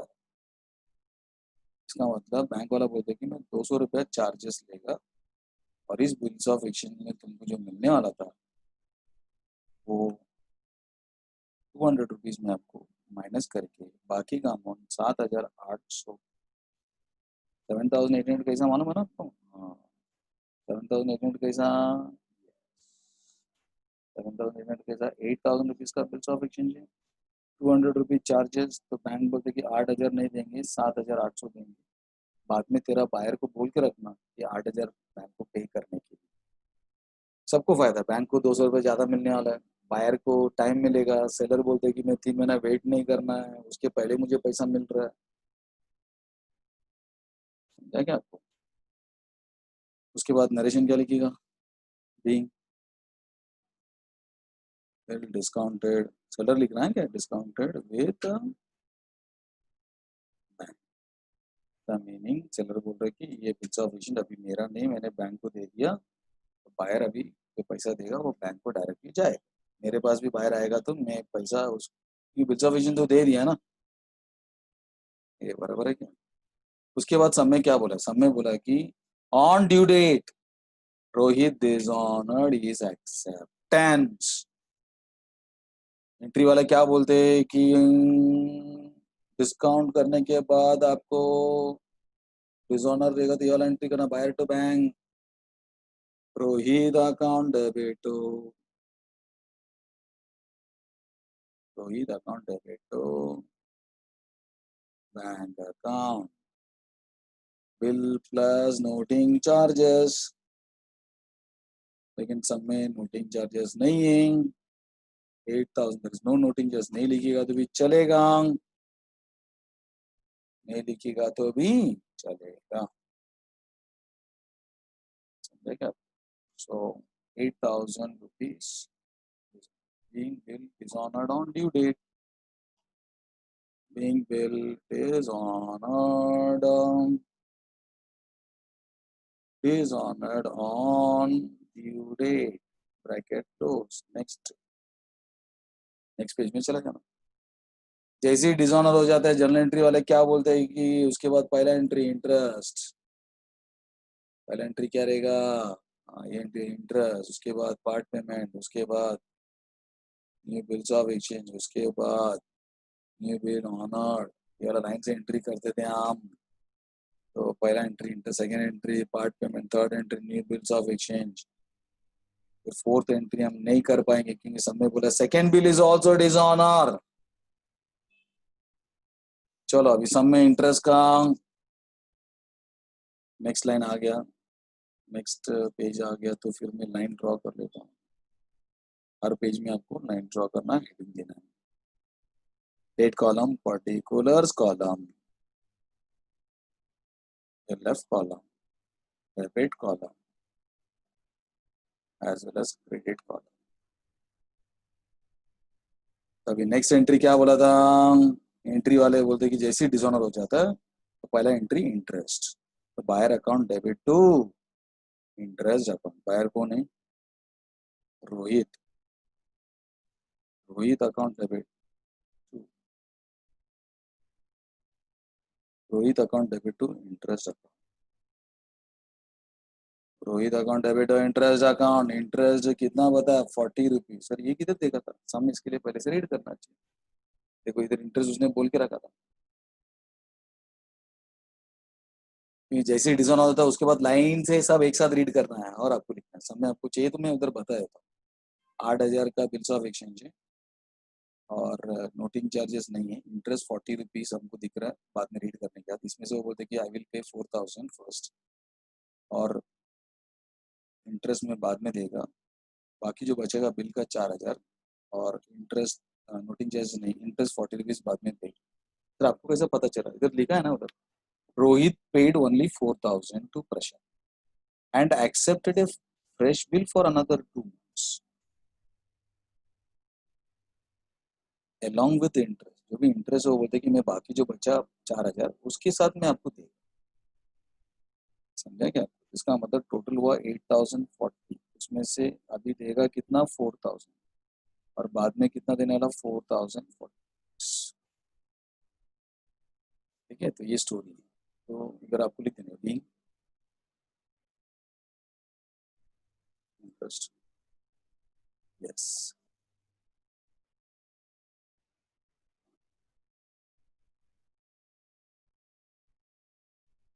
इंटरेस्ट रिसीवेबल, नेक्स्ट एंट्री,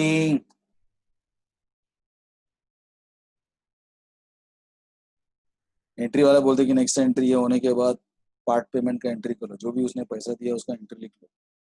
तो ठीक है, पार्ट पेमेंट का एंट्री क्या रहेगा, cash account debit to Rohit account. और पार्ट पेमेंट में वो लोग हमेशा बोलते हैं कि प्लीज आप 2 मिनट के लिए वर्किंग कर लो तो अच्छा रहेगा, नहीं भी करेगा तो भी चलेगा, कॉन्फिडेंट होना चाहिए आप क्या कर रहे हो। 8,000 इंटरेस्ट का 40, मतलब 8,000 देने के बदले में 8,040 रुपीज हो रहा है। और उसके बाद वो बोलते कि इसमें से 4,000 वो देने को तैयार है, इंटरेस्ट बोलते कि बाद में देगा, इसका मतलब ही इज गोइंग टू पे ओनली रुपीज हाउ मच, ये वाला अमाउंट आपको अभी इधर करना पड़ेगा। बाकी कितना बचा वो भी लिख देना, नहीं लिखेगा तो भी चलेगा, मन में रख लेना जो भी है। बाकी कितना बैलेंस है, 4,000 रुपीज बैलेंस है, बराबर ना रे। इसका मतलब ही विल पे 4,040 रुपीज बाद में, बराबर ना। तो इधर आपको लिखना पड़ेगा 4,000 अभी वो देने को तैयार है, कैसे 4,000 उसका कैलकुलेशन डिटेल के साथ बताया, और इधर लिख देने का being part payment by seller बोल रहा है, part payment received, part payment is received,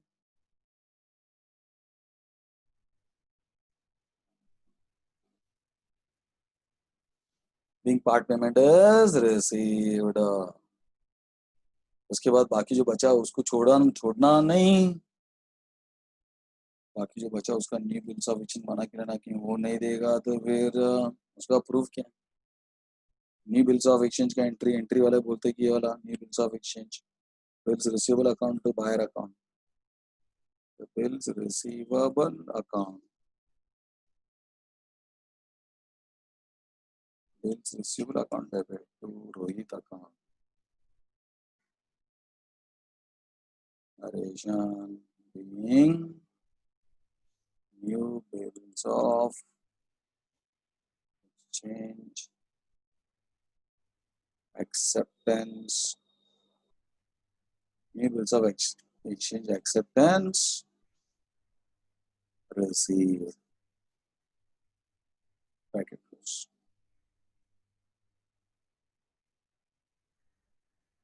फिर सम में रीड किया तो सम में क्या बोला देख लेना, सम में इधर लफड़ा कर दिया उसने, रोहित बिकेम इंसॉल्वेंट, इंसॉल्वेंट ऐसे 2 मिनट में पता है, बट ये बहुत बड़ा स्टोरी रहता है, ये बहुत बड़ा स्टोरी रहता है। रोहित बिकेम इंसॉल्वेंट छोटा स्टोरी नहीं, बहुत बड़ा स्टोरी। इसको बार बार मांगा नहीं दिया, ये ने खाली सेलर ने, इसके साथ में बहुत सारे लोग उसको रिक्वेस्ट किया नहीं दिया, तो सब जन मिलकर कोर्ट में जाके, तो कोर्ट रोहित को बुलाएगा, फिर टाइम देगा, प्रूव करेगा, फिर उसको नोटिस देगा, दे देना बाबा करके, नहीं दिया तो तेरा प्रॉपर्टी जब्त होएगा, पेपर में एडवर्टाइजमेंट आएगा, तेरा नाम खराब होएगा, इसके बाद कोई तेरे को देगा नहीं। फिर उस पेपर का एडवर्टाइजमेंट देख के लोग आते हैं कि वो सर इसने भी मेरे को पैसा दिया है, ऐसा गवर्नमेंट को कुछ बोलने का रहेगा कि जून 8 तारीख से ये हो रहा है वो हो रहा है, तो उसने एडवर्टाइजमेंट दिया ना पेपर में, पेपर में छपा ना, सेम आज इधर भी रोहित का नाम छप जाता है, तब जाके उसको इंसॉल्वेंट करके डिक्लेयर होता है। इंश्योरेंस का मतलब इतना बड़ा प्रोसीजर होता है, बराबर है क्या। तो कोर्ट उसका पूरा प्रॉपर्टी लेता है, बेच लेता है, और कोर्ट ने क्या बोला, 50 पैसे इन अ रूपी वेर रिसीव्ड। तो सेलर बोलते हैं कि कोर्ट ने ये सब करने के बाद हमको, मुझे बोला सबको दिया तो मुझे भी 50%, सबको 50% मिला, मुझे जो मिलने का था उसमें मुझे भी 50% मिला, मुझे जो मिलने का था उसमें 50% मिला, जैसे मैंने आपको एग्जांपल दिया था, याद है ना आपको। हाँ, मैंने बताया था आपको कि पहला वाले को 10 मिलने का था लेकिन उसको आधा ही मिला, 20,000 दूसरे को मिलने का था उसको भी आधा ही मिला, तो ऐसा मुझे कितना मिलने का था उसमें आधा मिलेगा, ऐसा उसने बताया। तो अभी सब में आ जाए, चलो, इसका मतलब the new bill is not honoured, second time उसने डिसऑनर किया, इधर new bill is also dishonoured. नया पॉइंट में आया, आज हम ध्यान में रखना, normally upon new bill is honoured का एंट्री करते थे हम, बट आज हम देख रहे हैं कि the new bill is dishonoured, entry आपको करना पड़ेगा। डिसऑनर का एंट्री क्या लिख के दिया देख लो। या सो लोग बोलते हैं कि buyer account to bills receivable, यही है अकाउंट इधर डिसऑनर का नहीं, रिटेन बिल डिसऑनर। देखो written bill buyer account debit, bills receivable to cash, noting charges नहीं रहता है इधर, सीधा कोर्ट चार्जेस रहता है। बट कोर्ट का चार्जेस वगैरह देने का जरूरत नहीं पड़ता आपको, तो लोग एडजस्ट कैसा करते हैं मैंने आपको बताया कि ये तुम्हारा पार्ट नहीं। हाँ इतना ही कि हमको जर्नल एंट्री में बताना है second bill is also dishonoured. Second bill dishonour का entry, entry number 10, buyer account debit, buyer account debit, buyer account debit to bills, bills receivable account, bills receivable account कितना था, सेकेंड बिल्स ऑफ एक्सचेंज का amount जो देने वाला था 4040, अभी वो नहीं दे रहे। Being new bills of exchange is also dishonored. New bills of exchange is also dishonored due to insolvency। क्योंकि सब में हमको पता चला कि वो इंसॉल्वेंट करके कोर्ट ने उसको डिक्लेयर किया।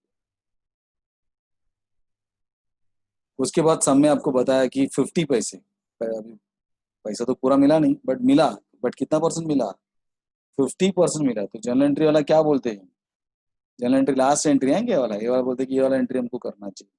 इंसॉल्वेंसी होने के बाद जो भी पैसा मिलेगा cash account, bad debts account debit जो नहीं दे रहा है तो बाहर, मतलब ये केस में 4040 उसका आधा बिल का 2000 आधा, और नोटिंग चार्जेस का 40 उसका आधा, आधा मिला आधा नहीं मिला।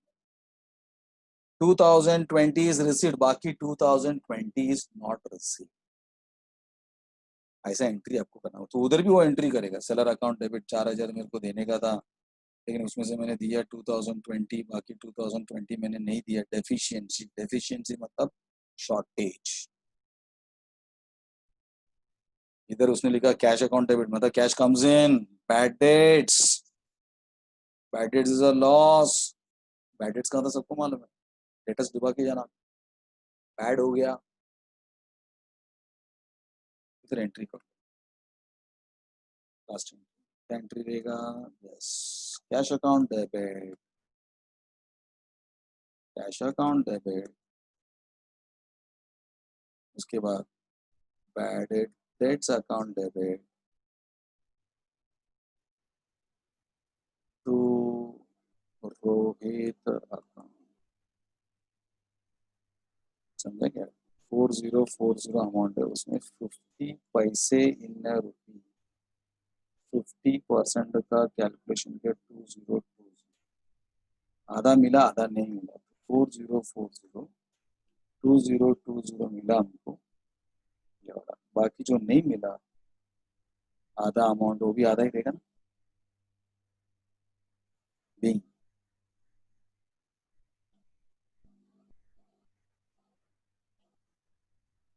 due to insolvency,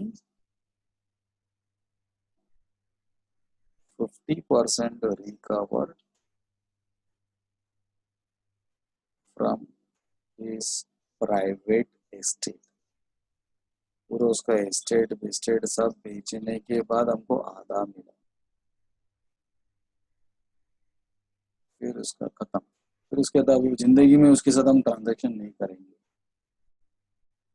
आज हमने क्या नया एंट्री पढ़ा, ये दोनों नया एंट्री पढ़ा। नॉर्मली हमने न्यू बिल्स ऑफ एक्सचेंज का एंट्री देखा था, उसके बाद बोला कि new bills of exchange dishonour बताओ, और जो पैसा मिला वो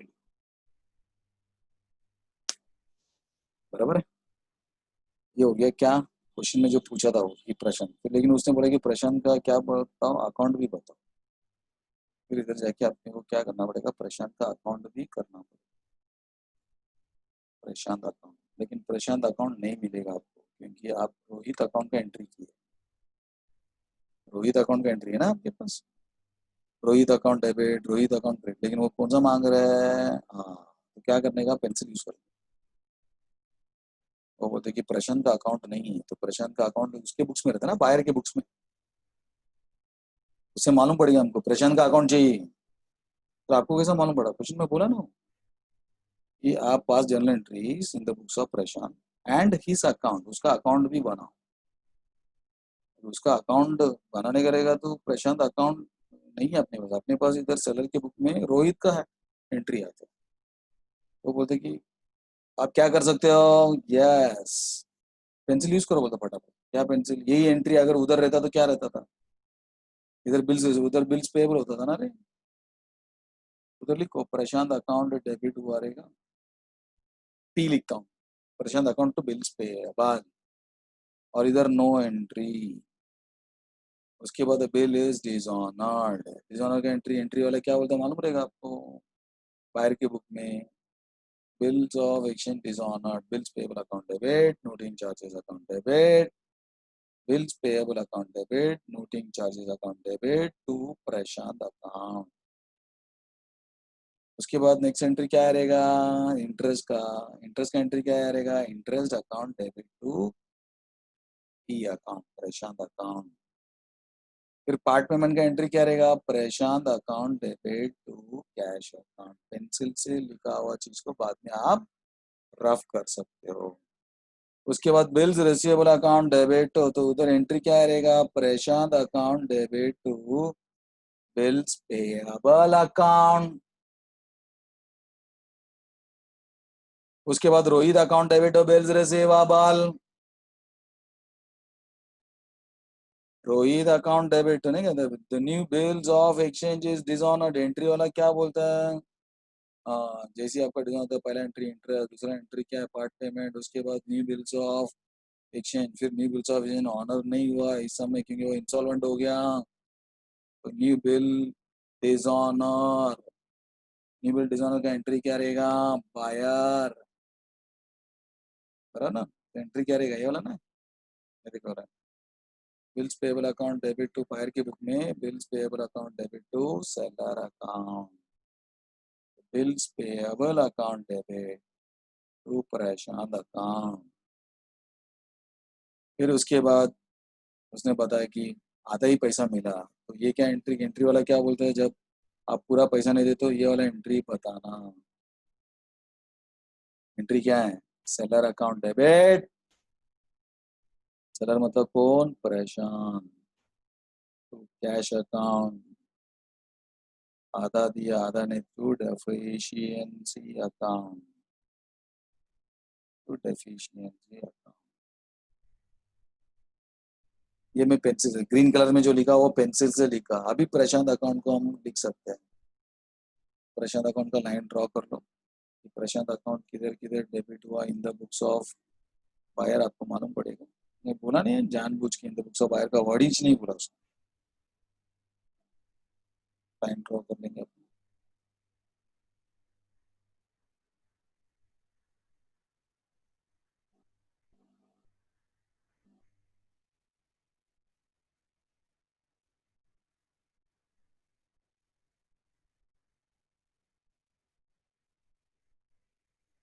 बराबर। कॉलम्स, डेट कॉलम्स भी लिखना स्टार्ट कर सकते हैं। तो सबसे पहले debit, date column, particulars column, उसके बाद जर्नल से आने वाला डेट पर्टिकुलर्स, और ये सब क्वेश्चन किधर से आएगा? जर्नल से आएगा, JF।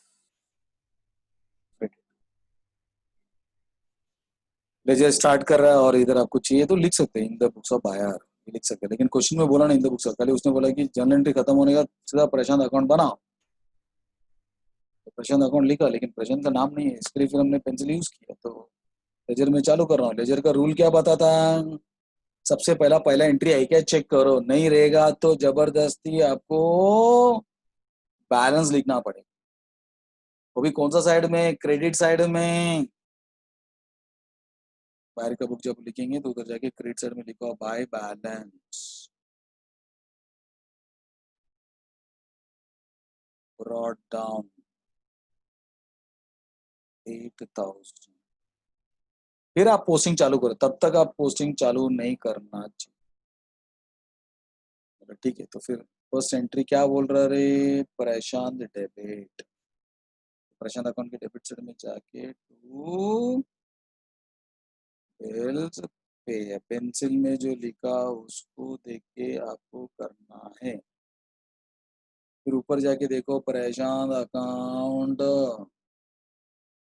इधर है, but there are two reason credit side में, buying bills payable account first reason, second reason का अमाउंट नहीं है, लिखना चाहते हो आप लिख सकते हो, by noting charge, by noting charges.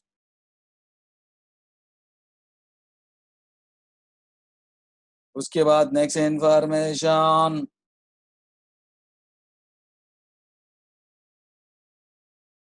अपने एंट्री में जाओ,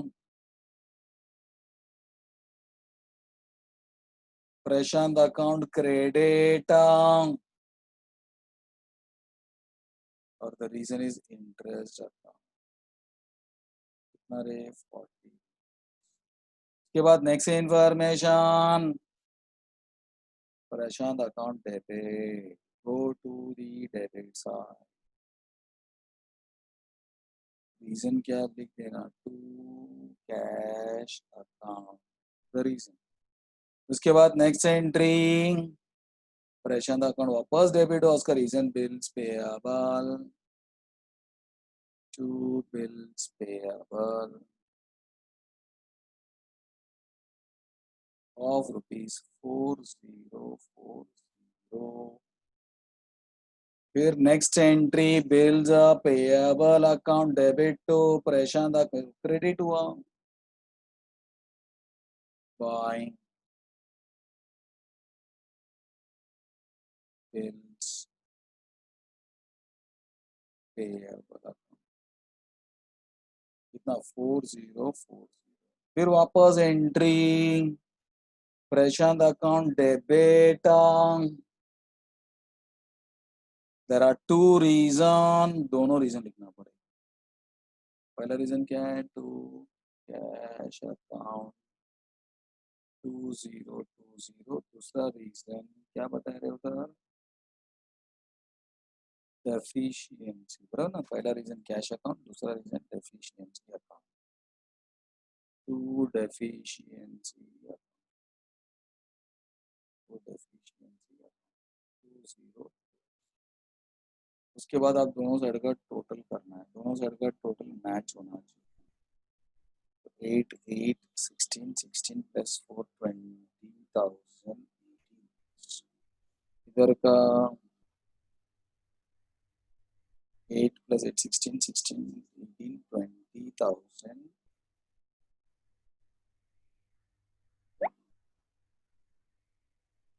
20,000, 20,000, and this carries 10 marks. This carries 10 marks, ये 10 मार्क्स, समझा क्या। फिर उसके बाद आप पेंसिल में जो लिखा है उसको आप रफ कर देना, पेंसिल से जो लिखा है उसको मैं क्या कर रहा हूँ, रफ कर देता हूँ, क्योंकि उसका काम हो गया, अभी उसका काम हो गया, बराबर है कि पेंसिल से जो लिखा है उसको तुम क्या कर सकते हो, कट कर सकते हो।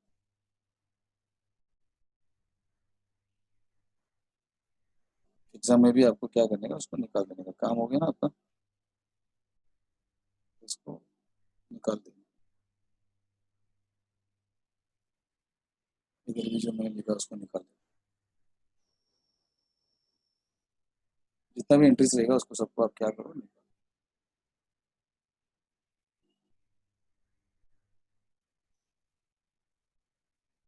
इसको भी निकाल, इसको भी निकाल, इसको भी निकाल, ठीक है। अभी आपका प्रशांत अकाउंट बना भी दिया, और अपना जो पेंसिल से लिखा उसको हटा दी, बराबर है। पहला पेंसिल में लिखा था और लिख के रखता था, बाद में आप एग्जाम में रफ कर सकते हैं, बराबर है।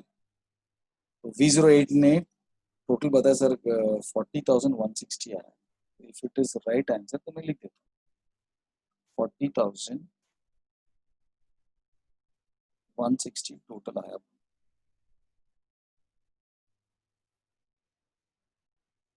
ओके,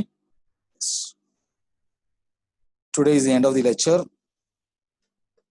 और इसके बेस में एक क्वेश्चन में आपको होमवर्क देता हूँ, चलेगा ना? इसके बेसिस में मैं आपको एक क्वेश्चन होमवर्क देता हूँ, सीधा क्वेश्चन, सीधा क्वेश्चन। क्वेश्चन कौन सा? मैं अमाउंट 13 है। Vikrant sold the goods, Vishwajit 20,000 3 months. Vikrant discount the bill. Maturity of the bill is returned dishonored. Noting charges 250. Vishwajit paid 10,000 and noting charges and gave Vikrant another bill at 3 months for the balance with interest. But before maturity, Vishwajit became insolvent. And 75 paid in a rupee. 75 बोले तो क्या पता है? 75%. क्या है? 75%. पास journal entries only बोलते हैं कि विक्रांत के बुक में खाली जर्नल एंट्री चाहिए। दिस सम इज होमवर्क सम, और उसने खाली जो पूछा वही करना, ओनली विक्रांत का जर्नल एंट्री चाहिए। तो कल मैं इसको सॉल्व करेगा, then will solve the other type of sums. ठीक है, तो आपको कुछ डाउट रहेगा तो आप पूछ सकते हो, otherwise I wind my lectures. कुछ पूछने का तो आप पूछ सकते हो। द स्क्रीनशॉट बोला है तो I will make the screenshot ready for you. देख लेना, स्क्रीनशॉट देख लेना क्वेश्चन का।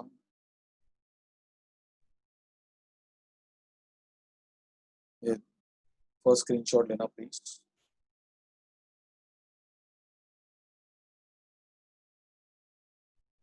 हाफ ऑफ करके ले लो।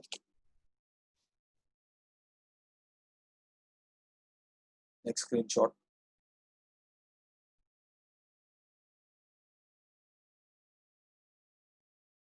Next one,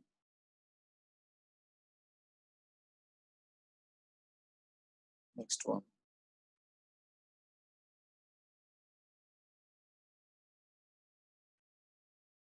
then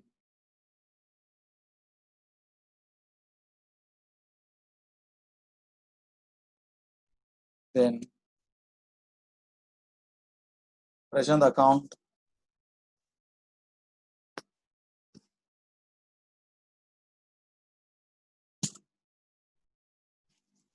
then present account,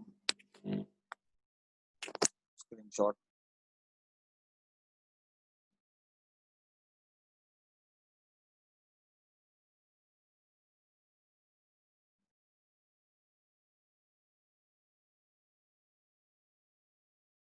okay.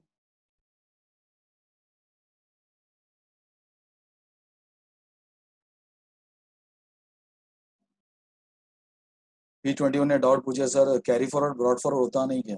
होता है, सब में आगे बताएंगे।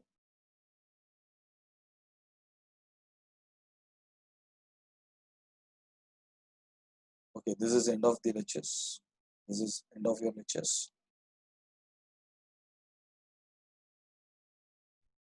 ठीक है, thank you to all.